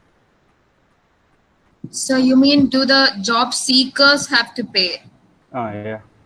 So right now we are not focusing on the financial aspect because this is part of this is supposed to be social service too. So we are not currently thinking of taking any money from them. The job people who give the job, I think we can ask them for a commission or a cut of it, but not the people definitely, because that was not the aim of the whole thing. When we thought of this idea, we wanted to help people. So taking payment from them didn't seem right.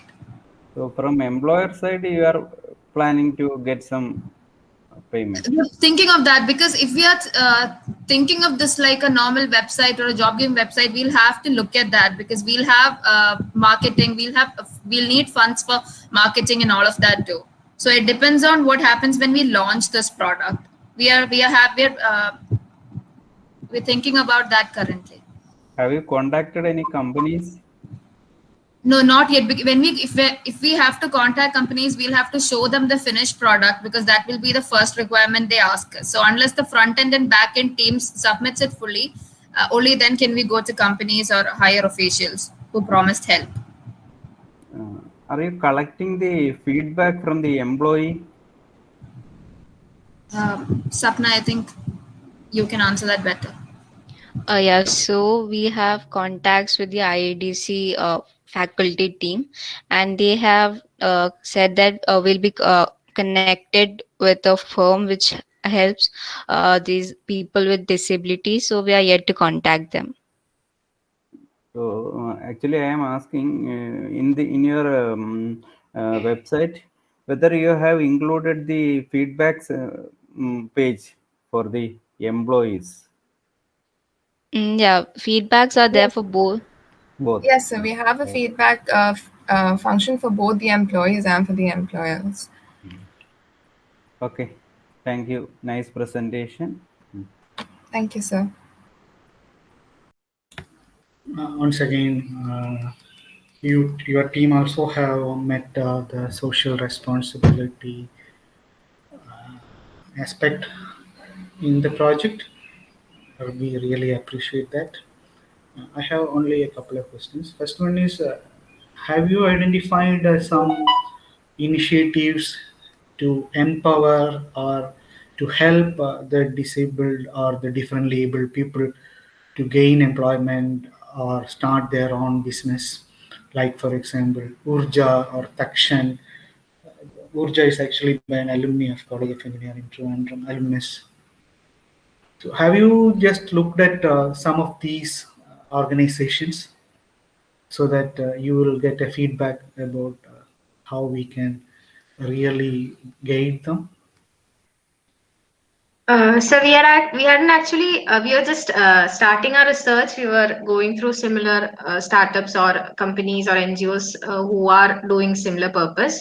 But we hadn't heard about this one, but we'll be researching into it. So. That will be a very good starting point because you will get a lot of information regarding what the differently able people really need with respect to employment and self-employment. Second yes, sir. question. Yes. Yes, sir. We'll look on it. I think that will help us understand their needs more. Yeah. The second question is, you know that the differently able people, they will be more or less looking at opportunities nearby. It may not be possible for a very large percentage of them to move a lot of distance. So is there any feature that helps them identify the jobs nearer to them based on their location? Yes, sir. So we have in the search options, we have search by job and also search by a location provided. And also a general search bar is given so that they can search for any keywords within the website. Even without these keywords, phones will have the feature to have their location and then give the information about the opportunities nearby. That will be more helpful. Right? Yes, sir. We'll also try to incorporate that. Okay. Thank you. Thank you, sir. Thank you, judges. Next, I call upon Steno John and his team to deliver the presentation. Hello, am I audible? Yes, you are.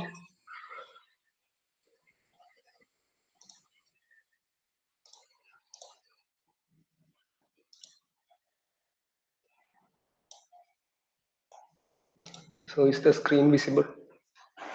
Yes, it is. So good morning, everyone. I am Steno John. We are a team from College of Engineering, Trivandrum.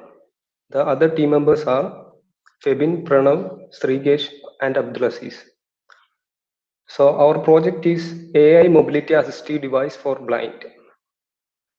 So this project proposes a feasible solution for the transportation problems faced by the blind. The system consists of 3 subsystems, that is a head-mounted device, foldable walking stick, and a mobile application. The head-mounted device comprises of a camera module to fetch the images for object detection, as well as an ultrasonic module to detect obstacles which are directly in front of the user. The foldable walking stick attached with an obstacle avoidance system work using an ultrasonic device with a dedicated microcontroller. And when coming to the mobile application integrates the navigation and object detection by merely inputting voice commands from the user. For object detection, the mobile phone processes the images transmitted via Wi-Fi and classifies the detected objects and give back its location along with accuracy of prediction as audio output to the user. And the navigation in the mobile application is made possible using voice commands to set a destination, and the navigation is started by redirecting to Google Map. Now, the main objectives of this project is to improve the mobility of blind people, and thereby we could promote an independence among the blind community, and they could travel about and do different kind of jobs when more accessibility is incorporated. So this improves the self-confidence and self-reliance in them. Now, coming to the innovation, what makes this product different from the similar products that are existing in the market? So we integrated an obstacle avoidance and navigation system into mobile application using our AI. Then to make the device which could address the problems of a wider section of blind people, so we made it cost efficient so that more people can access our product and use it more often. Now, coming to the indoor as well as outdoor object detection, നമ്മളൊരു example എടുക്കുകയാണെങ്കിൽ ഇൻഡോറിൽ നമുക്ക് യൂസറിനെ എന്തെങ്കിലും ഒരു object detect ചെയ്യണം. അപ്പോൾ വെറും ഒരു മൊബൈൽ ആപ്ലിക്കേഷൻ യൂസ് ചെയ്തുകൊണ്ട് മാത്രം ആ വിഷ്വൽസ് അല്ലെങ്കിൽ ഇപ്പോൾ ലാപ്ടോപ്പോ ബുക്കോ ഡിറ്റക്ട് ചെയ്യണം. നമ്മൾ ന്യൂമറസ് ആയിട്ടുള്ള ഒരു ഹൺഡ്രഡോളം ഒബ്ജക്ട്സ് നമുക്ക് ഡിറ്റക്ട് ചെയ്യാൻ സാധിക്കും. അപ്പോൾ അത് ഇൻഡോർ. പിന്നെ ഔട്ട്ഡോർ ആണെങ്കിൽ നമ്മുടെ ഈ 3 സബ്സിസ്റ്റം യൂസ് ചെയ്ത് അവർക്ക് ഔട്ട്ഡോർ ഡിറ്റക്ഷൻ നടക്കും. ഇപ്പോൾ ഒരു വെഹിക്കിളിലേക്ക് അപ്രോച്ച് ചെയ്യണം, ഒരു നിർത്തിയിട്ടിരിക്കുന്ന ഒരു ഓട്ടോറിക്ഷ, അതിലേക്ക് അപ്രോച്ച് ചെയ്യണമെങ്കിൽ ഫൈൻഡ് മീ ആൻ ഓട്ടോറിക്ഷ.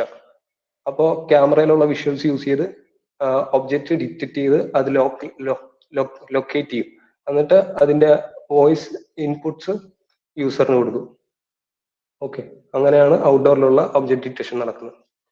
പിന്നെ എന്തെങ്കിലും ഒരു എമർജൻസി സിറ്റുവേഷൻ വന്നു കഴിഞ്ഞാൽ നമ്മളൊരു തേർഡ് പേഴ്സൺ മോണിറ്ററിംഗ് കൂടി കൊടുത്തിട്ടുണ്ട്. സോ ഇനി ഡീറ്റെയിൽ ആയിട്ട് ഇതിനെക്കുറിച്ച് പറയാനായിട്ട് ഡിസൈനിനെ കുറിച്ച് സംസാരിക്കാനായിട്ട് പ്രണവിനെ ഇൻവൈറ്റ് ചെയ്യുന്നു. Hello, am I audible? Yes. Hi, I'm Pranav, and I'm going to explain the design of our device. So, our survey team took a survey and found that the main problem for these blind people is mobility.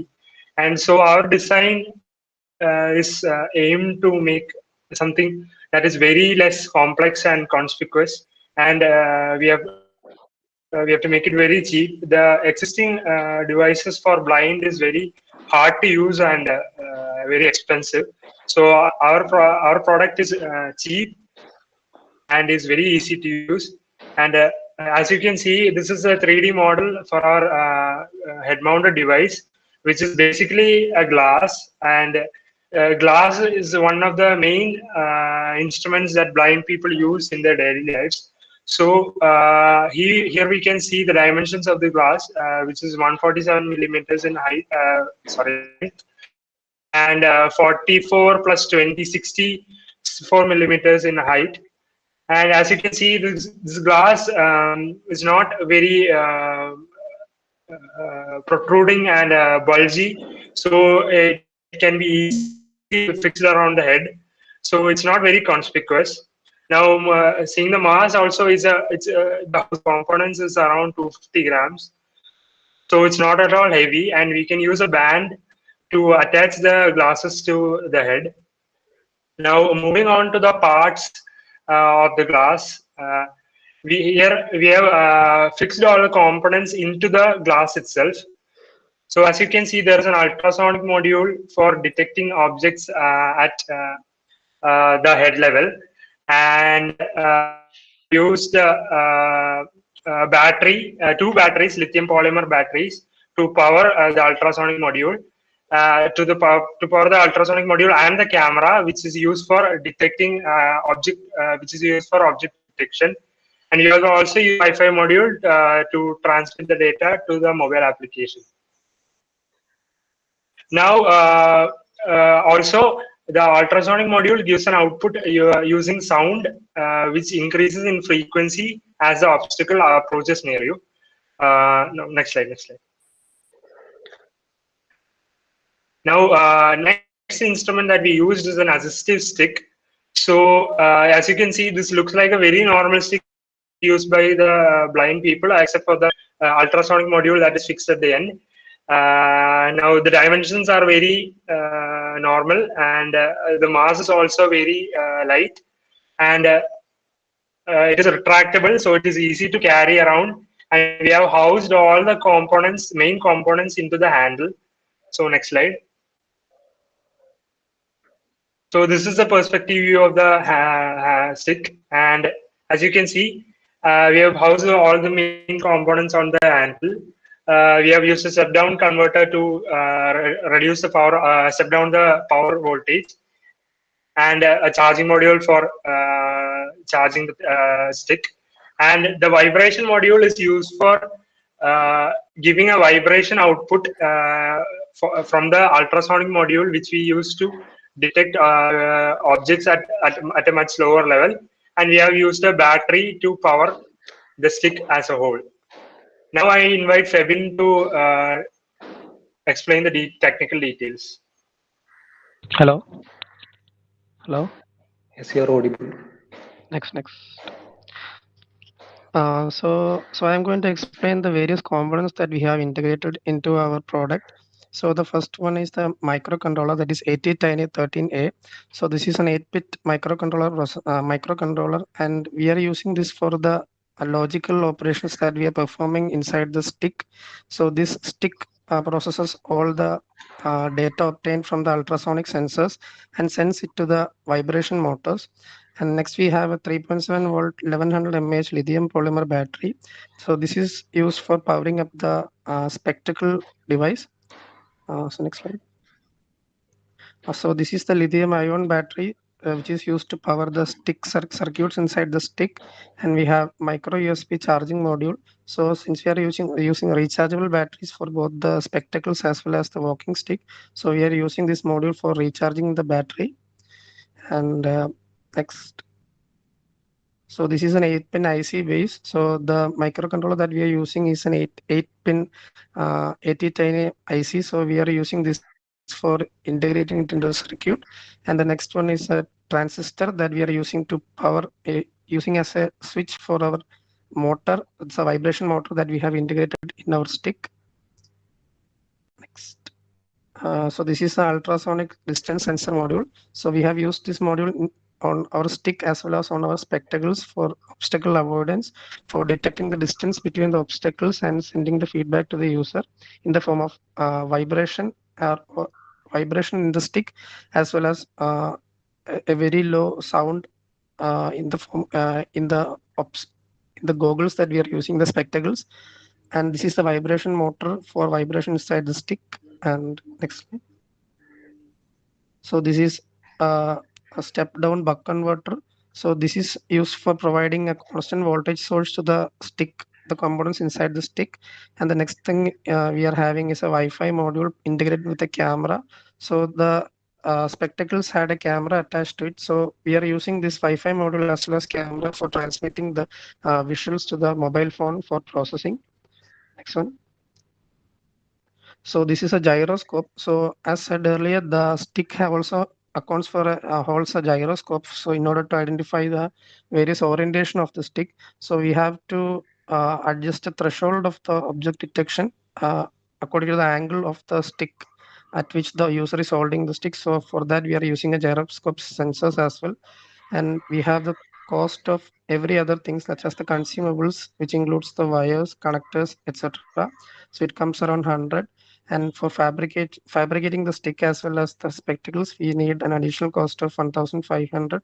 So the total cost of our product, the stick as well as the spectacles, is around 4,103 rupees. So this is the initial cost. This is the individual cost without regarding the mass production. So here is a detailed diagram of how our system works. So we can see the minute details of each and everything, the head-mounted device, the stick and the mobile application. So to say this briefly, in case of stick, we are collecting the data from the surroundings using the ultrasonic module, and from there we are giving this output to the microcontroller IC. So the microcontroller IC from the gyroscope we are sending uh, the orientation of our stick to the microcontroller. So the microcontroller decides at which angle the stick is being held. If the stick is being held downwards, so the threshold at which the obstacle should be detected would be less. So at an angle of around 60 degree towards the ground, the stick detects a distance of 30 centimeters. And if there is an obstacle within the threshold of 30 centimeters, the microcontroller IC triggers the vibration motor. So the vibration motor gives the user a feedback that there is an obstacle at a 30 centimeter proximity. So when the user lifts the stick upwards at an angle of around 90 degree or in between 45 and 90 degree, the user can detect all other objects at a distance of 2 meters or 3 meters. So the microcontroller IC detects uh, all the obstacles and gives the user a feedback about that using a vibration motor. So in the case of head-mounted device, we are having a camera as well as an ultrasonic sensor. So the camera is used to give the visual feedback of the surroundings. So for example, the user can use it to detect many objects. So it will be explained later by Srigesh. And these are all integrated to a mobile application, and the feedback is given to the user in the form of earphone, a sound signal using an earphone. So that's all about the technical details. So I will hand over the mic to Srigesh for the next explanation. Am I audible? Yes, you are. While moving into the coding details, we can see that the coding details consist of two parts, an ML model part as well as a coding part of our microcontroller. Next. First of all, we tried various models from scratch, and for better accuracy, we moved on to SSD MobileNet architecture. It's a pre-trained model for object detection, and it can detect multiple classes of vehicles, multiple classes of objects like vehicles, what devices, fruits, etc. And this pre-trained model provides a better accuracy, and this model is actually trained on input images of these various classes and the localization data. That is, the images are localized at a places in the frame, that data. So we, as an output of this model, we will be getting the classification as well as the localization, that is location of the object. Next. So while moving into the ultrasonic part, we are implementing a tuning process of the ultrasonic with gyro. Usual triggering and echo process of ultrasonic is similar, but when the stick is at an inclination, that is, each and every person holds a stick at various inclinations, right? So to tune that and to make the threshold active, we will be interfacing a gyro with ultrasonic counterpart. So that is also a part in the coding. And that's all about coding process. Next. Later. Hi, I'm audible. Yes. I'm a member of the app development team. So, next slide. App ഉണ്ടാക്കാനുള്ള main technologies ആപ്പിൻ്റെ UI ഒക്കെ ഉണ്ടാക്കിയിട്ടുള്ളത് ഗൂഗിളിൻ്റെ open UI kit, open source UI കിറ്റായ Flutter ഉപയോഗിച്ചിട്ടാണ്. പിന്നെ മുമ്പ് പറഞ്ഞ ഒബ്ജക്റ്റ് ഡിറ്റക്ഷനുള്ള machine learning model TensorFlow Lite ഉപയോഗിച്ചാണ് വർക്ക് ചെയ്യുന്നത്. ആപ്പ് റൺ ചെയ്യാൻ ലോഞ്ച് ചെയ്യാൻ നമ്മൾ ഗൂഗിൾ അസിസ്റ്റൻറ്റിൻ്റെ ഹെൽപ്പ് യൂസ് ചെയ്യുന്നു. പിന്നെ ഔട്ട്ഡോർ നാവിഗേഷന് നമ്മൾ ഗൂഗിൾ മാപ്സ് പ്ലാറ്റ്ഫോമാണ് ഉപയോഗിക്കുന്നത്. നെക്സ്റ്റ് അത് പറഞ്ഞ പോലെ next slide. So working of the ആപ്പിൻ്റെ UI എൻഡ് യൂസേഴ്സ് ബ്ലൈൻഡ് ആയതുകൊണ്ട് വളരെ സിമ്പിളായിട്ടാണ് ഉണ്ടാക്കിയിട്ടുള്ളത്. റൈറ്റ് സൈഡിൽ കാണുന്ന പോലെ ഒരു മൈക്ക് ബട്ടൺ സ്ക്രീനിൽ എവിടെ ക്ലിക്ക് ചെയ്താലും ഒരു മൈക്ക് ആക്ടിവേറ്റ് ആവും. ഈ നമുക്ക് വോയിസ് കമാൻഡ് കൊടുക്കാം. ഒരു വോയിസ് അസിസ്റ്റൻ്റ് ആപ്പ് മോഡലാണ് ഉണ്ടാക്കിയിട്ടുള്ളത്. സ്ക്രീനിൽ എവിടെ തൊട്ടാലും മൈക്ക് ആക്ടിവേറ്റ് ആവും. നമുക്കൊരു വോയിസ് കമാൻഡ് കൊടുക്കാം. ആപ്പ് ഈ വോയിസ് ടെക്സ്റ്റ് ആക്കി മാറ്റും. ടെക്സ്റ്റിനെ പ്രോസസ്സ് ചെയ്തിട്ട് അതിൽ കമാൻഡ് ഉണ്ടോയെന്ന് സെർച്ച് ചെയ്യും. നമ്മൾ പ്രീഡിഫൈൻ ചെയ്ത കുറേ കമാൻഡുകളുണ്ട്. ഈ കമാൻഡ് എന്തെങ്കിലും ഒന്നുണ്ടെങ്കിൽ അതിന് കറസ്പോണ്ടിങ് ആയിട്ടുള്ള ഒരു ഫങ്ഷൻ എക്സിക്യൂട്ട് ചെയ്യും. എന്നിട്ട് റിസൾട്ട് യൂസറിന് ബ്ലൈൻഡിന് മനസ്സിലാകുന്ന വോയിസ് ആക്കി കൺവേർട്ട് ചെയ്തിട്ട് ഒരു വോയിസ് ഔട്ട്പുട്ട് കൊടുക്കും. Next slide. സോ ഇപ്പോൾ നമ്മൾ ആപ്പിൽ ഇംപ്ലിമെൻ്റ് ചെയ്തിട്ടുള്ളത് രണ്ട് മെയിൻ ഫങ്ഷനാലിറ്റീസ് ആണ്. ഒന്ന് ഒബ്ജക്റ്റ് ഡിറ്റക്ഷൻ, രണ്ട് നാവിഗേഷൻ. അപ്പം ഒബ്ജക്റ്റ് ഡിറ്റക്ഷൻ ഏതെങ്കിലും ഒരു സ്പെസിഫിക് ഒബ്ജക്റ്റിനെ ഡിറ്റക്റ്റ് ചെയ്യാൻ നമുക്ക് ഫൈൻഡ് മീ ആൻഡ് ഒബ്ജക്റ്റിൻ്റെ നെയിം പറഞ്ഞാൽ മതി. ഇപ്പോൾ ഒരു കാർ ഡിറ്റക്റ്റ് ചെയ്യുകയാണെങ്കിൽ ഫൈൻഡ് മീ എ കാർ എന്ന് പറഞ്ഞാൽ റിയൽ ടൈം ഡിറ്റക്ഷൻ സ്റ്റാർട്ട് ആവും. ആ ഒബ്ജക്റ്റ് ഫ്രെയിമിൽ വന്നാൽ ഐഡൻറ്റിഫൈ ചെയ്യും. പിന്നെ നമ്മൾ ഫ്രെയിമിലുള്ള ഏതൊരു ഒബ്ജക്റ്റിനെയും ഡിറ്റക്റ്റ് ചെയ്യണമെങ്കിൽ സ്റ്റാർട്ട് ഒബ്ജക്റ്റ് ഡിറ്റക്ഷൻ എന്ന് പറഞ്ഞ കമാൻഡ് യൂസ് ചെയ്താൽ മതി. പിന്നെ ഔട്ട്ഡോർ നാവിഗേഷന് നമ്മൾ ഗൂഗിൾ മാപ്പ് പ്ലാറ്റ്ഫോമാണ് ഉപയോഗിക്കുന്നത്. അതിന് നാവിഗേറ്റ് മീ ടു പ്ലേസിൻ്റെ പേര് പറഞ്ഞാൽ ആപ്പ് നേരെ ഗൂഗിൾ മാപ്സിൽ ഈ പ്ലേസിലേക്കുള്ള ഡയറക്ഷൻസ് സ്റ്റാർട്ട് ചെയ്യും. Next slide. ഇത് ആപ്പിൻ്റെ ഒരു ഫ്ലോ ചാർട്ടാണ്. യൂസറിൻ്റെ വോയിസ് കമാൻഡ് അനലൈസ് ചെയ്തിട്ടാണ് ആപ്പ് ഓരോന്ന് എക്സിക്യൂട്ട് ചെയ്യുന്നത്. പിന്നെ വീഡിയോ വൈഫൈ കണക്ഷൻ ഉപയോഗിച്ചാണ് ഹെഡ് മൗണ്ടഡ് ഡിവൈസിൽ നിന്ന് എടുക്കുന്നത്. നാവിഗേഷന് നമ്മൾ ഗൂഗിൾ മാപ്സ് ഉപയോഗിക്കുന്നു. ലോഞ്ച് ചെയ്യാൻ ഗൂഗിൾ അസിസ്റ്റൻറ്റ്. അടുത്തത് ഒരു ആപ്പിൻ്റെ ചെറിയൊരു വർക്കിംഗ് മോഡൽ വീഡിയോ ആണ്.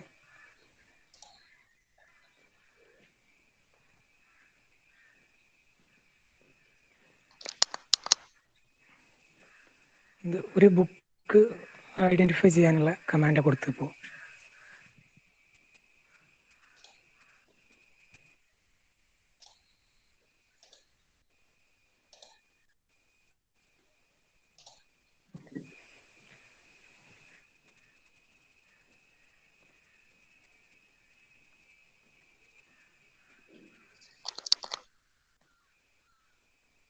ഹലോ, ഓഡിബിൾ അല്ലല്ലേ? അല്ല, ഓഡിയോ കേൾക്കുന്നില്ല. സൗണ്ടില്ല. സോ നമ്മൾ ഡിറ്റക്റ്റ് ചെയ്യേണ്ട ഒബ്ജക്റ്റ് ഫ്രെയിമിൽ വന്നാൽ അതിനെ ഡിറ്റക്റ്റ് ചെയ്തിട്ട് ആ ഒരു ഒബ്ജക്റ്റ് അവിടെ ഉണ്ടെന്ന് ഇറ്റ്സ് റൈറ്റ് ദെയർ എന്ന് പറയും. ഔട്ട്പുട്ട് വോയിസ് ആയിട്ട് ആപ്പ് കൊടുക്കും.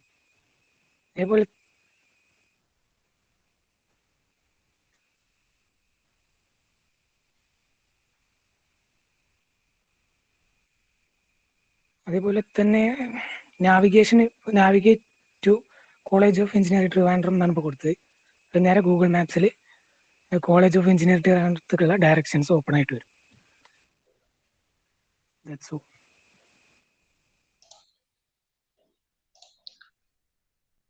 സോ ഇനിയൊരു CAD മോഡലിനെ കുറിച്ച് പറയുകയാണെങ്കിൽ ഇതാണ് നമ്മൾ ഡിസൈൻ ചെയ്ത ഒരു prototype.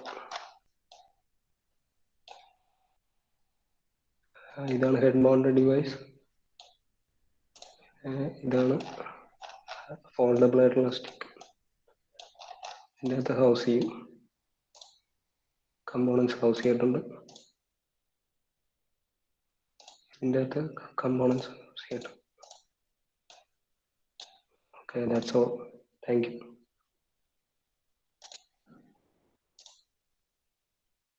Thank you, team members. Now let's go on to the judges.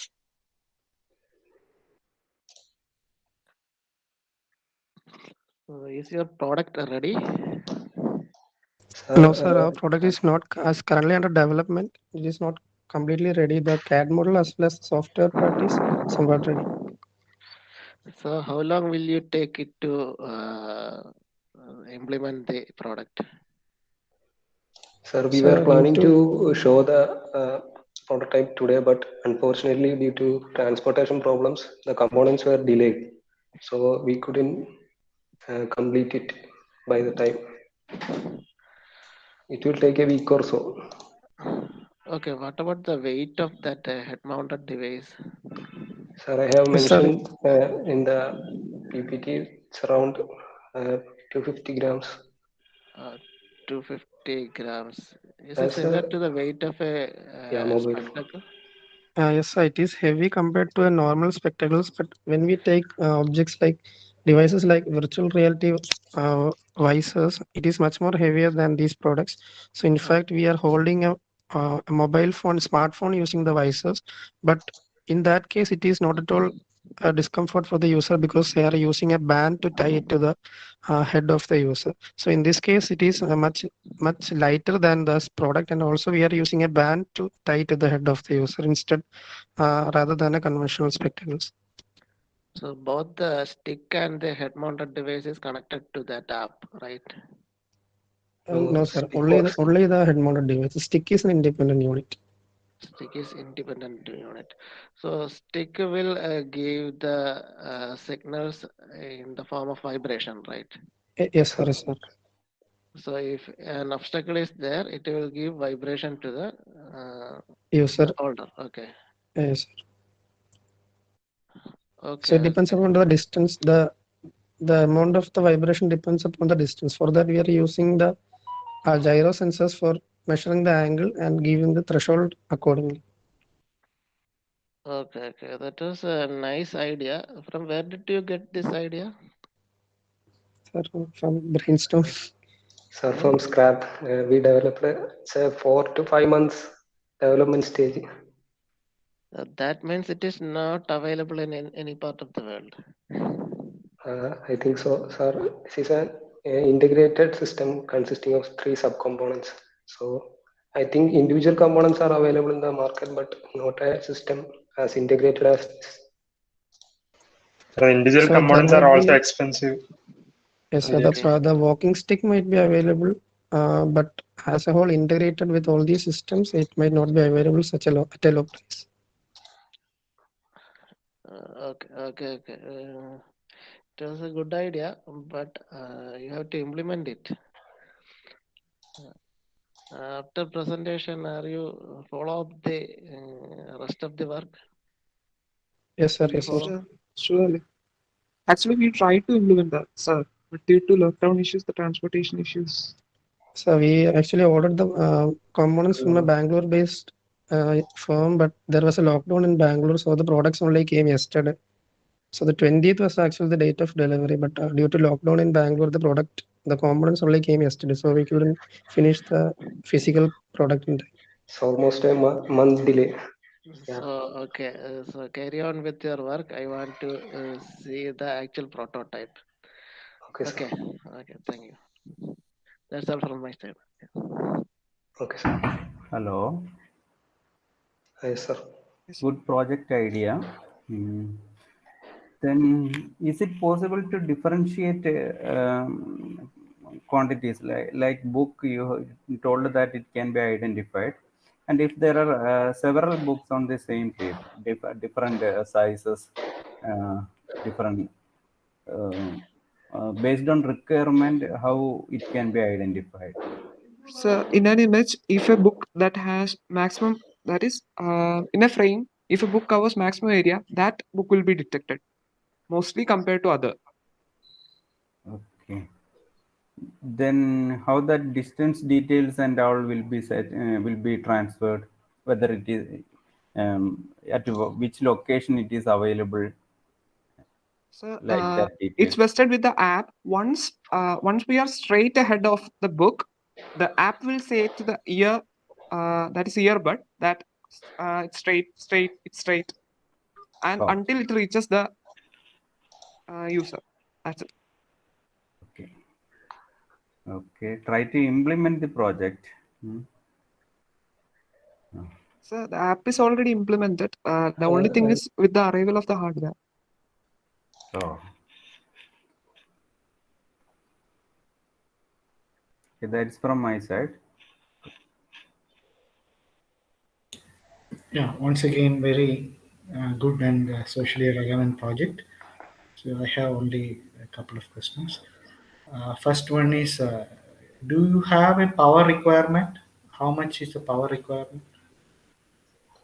So the power requirement is actually very low. So we have selected the batteries according to the capacity of battery selected according to the power consumption. And the camera is only switched on when the user actually needs to find an object. Otherwise, the camera is also turned off. And only the ultrasonic module is on 24 by, I mean, the ultrasonic module is only on the object is when the device is operating. And it only consumes around milliamps or current or microamps of current. So it is not consuming very much current. So, and also the battery capacity is also selected according to that. So they will have to change the batteries when it is. No, sir, we have provided a recharging feature. So some signal will be sent when the power is low. No, sir, we haven't integrated that feature. Right? I think that will be required because the person may not know how much power is there. Yes, So some kind of warning will be good if the product has to be useful. Then the second question is how robust and how trustworthy is your design? Suppose it is falling down and all. Will it affect the electronic circuit, electronic devices? Yes, sir, but it would affect any electronic device when it falls down. It would be severely affected, but we cannot make this object more tougher because it might get more not heavy. tougher. You have to look into the design aspect so that there is a chance for this to fall down from the hand of the user. Maybe the chance is more than a regular person. So I think the design may have to take into consideration that aspect. Sir, the head-mounted device is actually quite fixed. No, not about head-mounted. The other one. Head-mounted is okay. Sir, I think we could provide a cushion or something inside the handle so that you can think about. No need to answer now itself. That's you all can think practical cases once we make the product. Okay, thank you. Okay, sir. Thank you, judges. Next, I call upon Alan Verghese and team to deliver their presentation.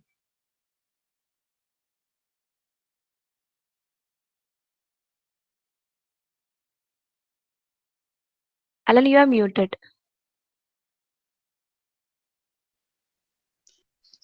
Hello, hi. My name is Alan. So I'm going to present to you my project that I have been developing currently.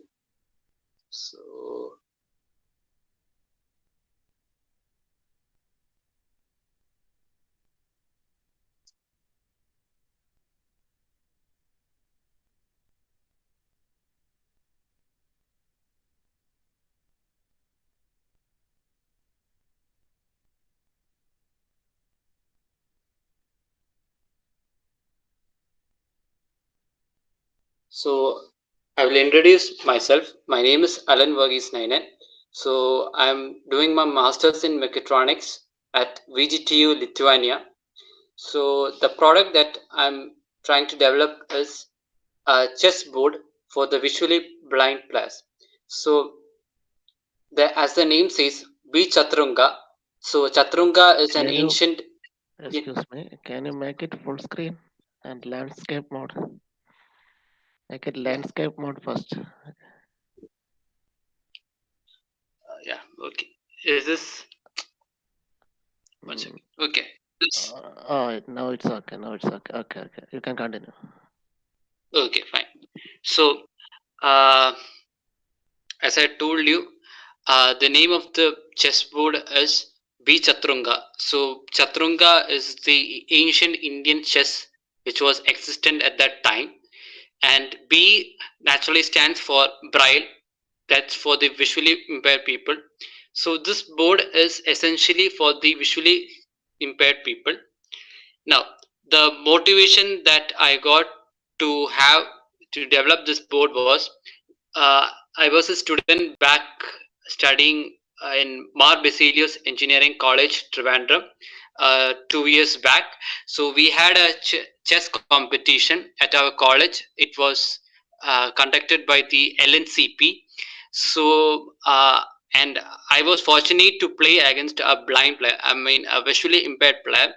So when we started to play the game, I need to tell him the moves that he used to make, so that he had a separate chessboard. He had a separate braille chessboard with him. So I need to instruct him the moves that he plays and even the moves that I had played. So I came to this point that why can't I create a board which is much feasible than this current existing chessboard for the blind. So the problem with the current chessboard is that it has holes on it.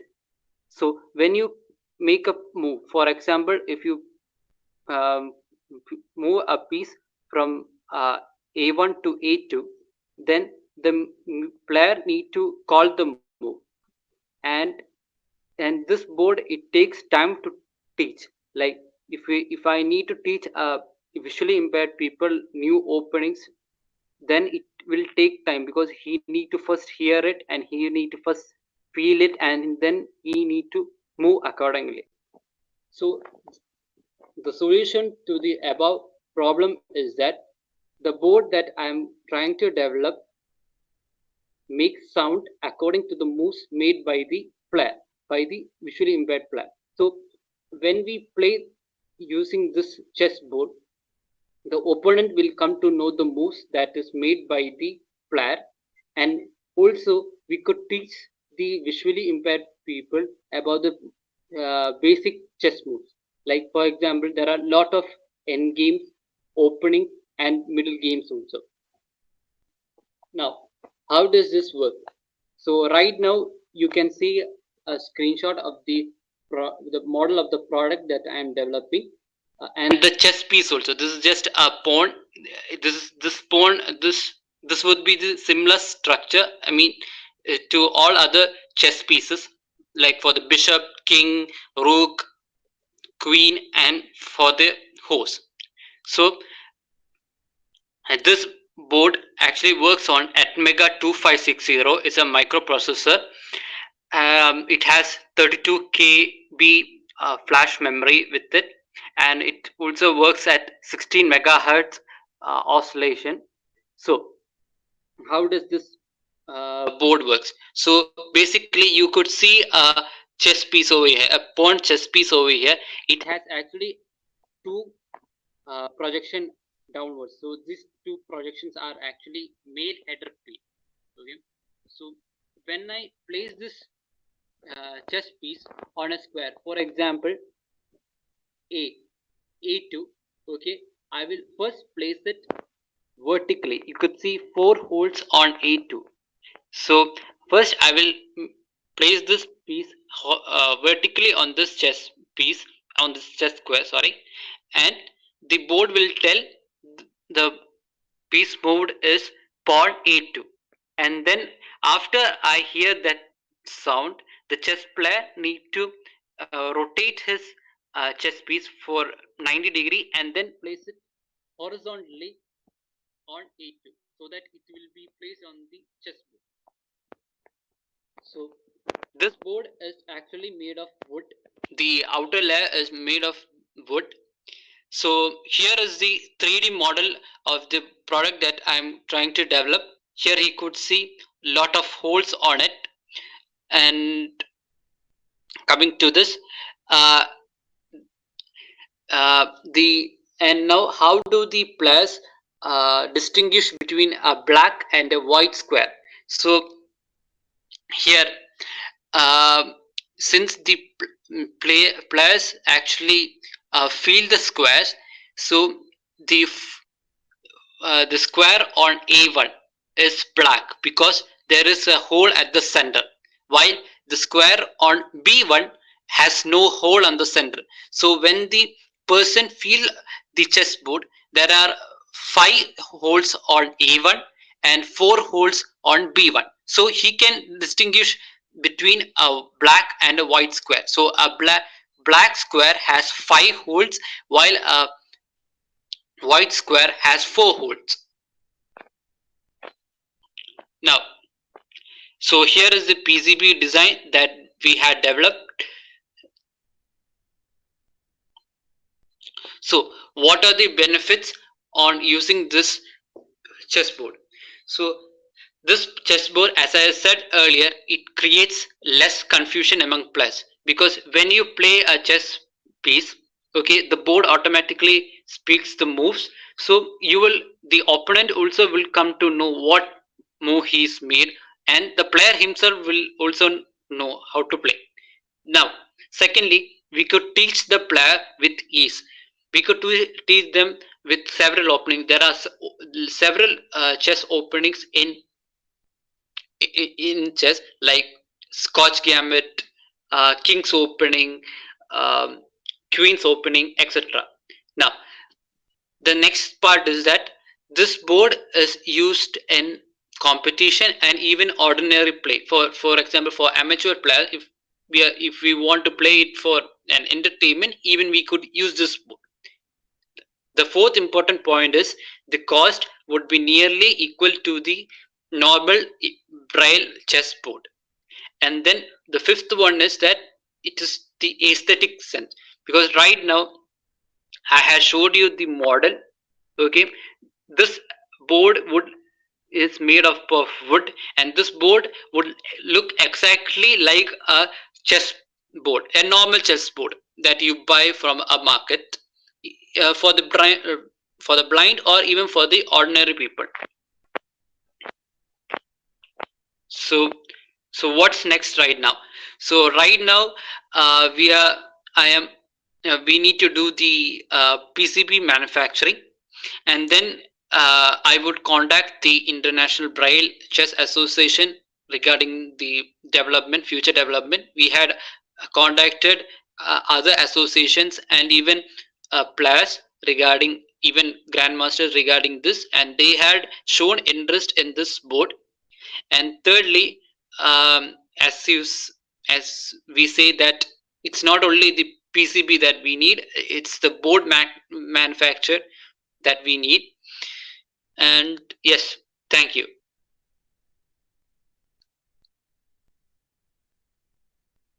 Thank you, Alan. Now let's hear it from the judges. Great effort, Alan. Yes. Can you hear me now? Okay. Yes, sir. Okay. How the cost of the normal chessboard and this one becomes same? You are adding some technologies here, then also it is becoming same. Yeah, the normal chessboard actually costs around 600 rupees. In Indian market, it would cost 600 rupees. So the chessboard that I am trying to develop would cost nearly 1,600 rupees, nearly, because it is, since we are making it in bulk, the cost would naturally decrease, and even the components that we use, the Atmega, even we would make changes to this PCB that we made right now, because we need to develop it more cost effective and more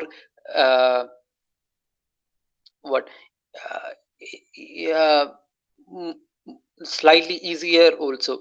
So that's it. So some electronic components are also there in your board, right? Yes. Yes. Then it naturally becomes somewhat costlier than the other boards. So you are planning the bulk manufacturing. Yes. You are expecting bulk manufacturing, thereby reducing the cost, right? Yes. So okay. That's all from my side. Okay, thank you.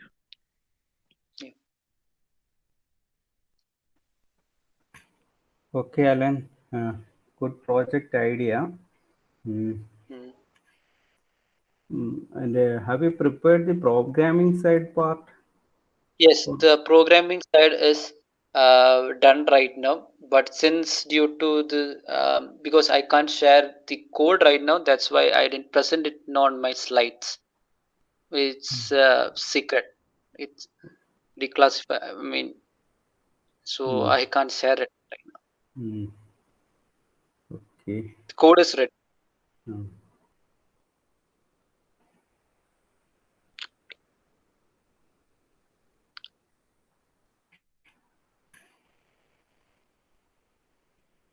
Hello.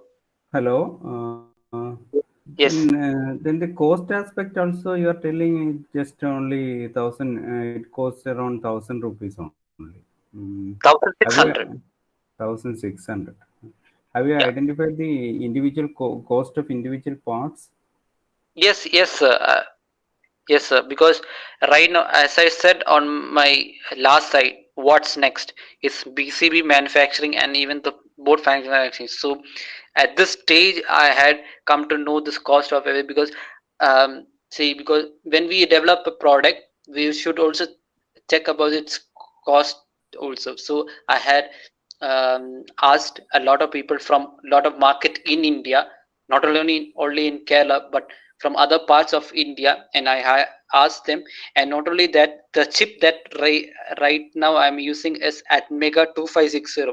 It is uh, costlier than the one that I expected. But right now, since the board is manufactured based on Atmega 2560, it will be done still now. Then I need to make changes to this PCB itself because I need to incorporate another chip IC also. So that IC actually cost less than Atmega 2560. The Atmega 2560 cost right now in the market is 400 rupees itself. I had done a detailed study on this. I've been on this field since for 8 to 9 months. So no other members are associated with you, or are you No, sir. associated with some I'm the other individual right individual? now. Because, Okay. but I have a team like to manufacture the board because I can't manufacture it on my own. So I need to give this design to a institution. It's an institution in Trivandrum. So they will manufacture it for me. Okay, Alan. Okay, sir. Any queries? Yeah, very interesting idea. I have again some minor queries. One is Okay. this your electronic circuit is only for assisting the person to make the moves, or is there any influence on how to make the move? No, there is no influence. This board is primarily, it is nearly equal as a normal chessboard. Because when I tell you, for example, if I am asking you, we can play a chess game, okay? So we actually need a chessboard, uh, which is what, which is appealing to the sport itself. Because sports is a game. Chess is a game where uh, we like to participate. It's not. It should not be correlated with AI or any other softwares. So I had made this board in such a way that yes, it looks like a chessboard, a normal chessboard, but this board makes sound. I mean, when a piece is moved, it makes sounds because this board is used for the visually impaired person. Okay, then so many combinations will be there as far as this chess board is concerned. Maybe it will run into, I don't know, millions of combinations. So how this PCB Have you checked the capability of the PCB in handling all those moves? Sir, yes, sir. When see, just I'm again stressing my point. See, we have, for example, okay, I'm just saying an example, okay. We have a football, right? Okay, so we don't want to create. There is a standard norm for a football, right? Like it has a weight and it has its own dimensions. Yeah, like that I understood. Actually, you want to make it. You don't want the player to experience a virtual game. The real game must be experienced. Yeah, that I understood. So the PCB, I think, will have to handle this so-called load, workload, right? So, so have you estimated that? I think you are very confident about your PCB. So have you done some calculations for that? Because yes, when I was using this, when I incorporated the code into this PCB, I mean not on this PCB, on a prototype level, it was okay. I mean, So it can sense. you are verifying experimentally, not through computations. Yeah, because we need to do it on a normal. Because my final product is a hardware one, so I need to. I have first done it on a software first, and then I moved it to a hardware. Normal, not that prototype is not similar to this chessboard that I had developed right now, but nearly equal. And then right now, because since I had told you that we are developing this PCB with the help of an institution, so they are also trying to help me in this thing. So they had confirmed. Sorry, they had confirmed about this result also. So that's why we are moving to the next stage in building this PCB. When we build this PCB, we will come to know, because first we will not make it in a bulk way. We will make a single PCB, because this is my final product. Even I won't make modifications or any changes to this PCB thereafter. So if there is any changes to be made on this PCB, then I will you do can. it. Yeah, I can. So your approach, I understood the methodology. Then I have one final question. There is one form of chess usually played by international players like Vishwanath and Anand, the blindfold. So how it is similar to that game? Blindfold in the sense, yes. Even we can use this board if blindfold plus request, because right now I had developed this board for the visually impaired person, not for a blindfold people, because the blindfold people, it's totally different in playing this game, because it's difficult to play blindfold than on a normal chessboard. Like when we visually people play chessboards too difficult. Yeah, that is understandable. That is understandable. Yeah. So you are keeping it simpler for the person who is visually impaired to play just like a normal person, right? Yeah, but because because chess is a game, it's a game. So we do not want to alter the rules, because blindfold has a rule that you use the blindfold as a something else, and then you need to you need to know your own moves. So if I bring this board into picture, they may or may not accept it, because thing is that blindfold has its own rules, because that's what I'm thinking. The board provides is not acceptable to the blindfold rules. Is it so? Yeah. Yes, it is the exact same, because you need to memorize those moves that you make. Yeah, I understand. And even Okay, thank you very much. Very interesting. Thank you very much. Thank you, judges. This is Project Expo running under E-Novus, authorized by Innovation and Entrepreneurship Development Center in association with Institutions Innovation Council. I appreciate all the teams who have outshone in this expo. Thank you, Shafiq sir, Abhilash sir, Pradeep sir, for your patience, support, and advices. I think now it's time for a break. The next session begins at sharp 2 p.m. You all may leave the session. Okay, thank you. Thank you. Thank you. Thank you. Rohan, broadcasting.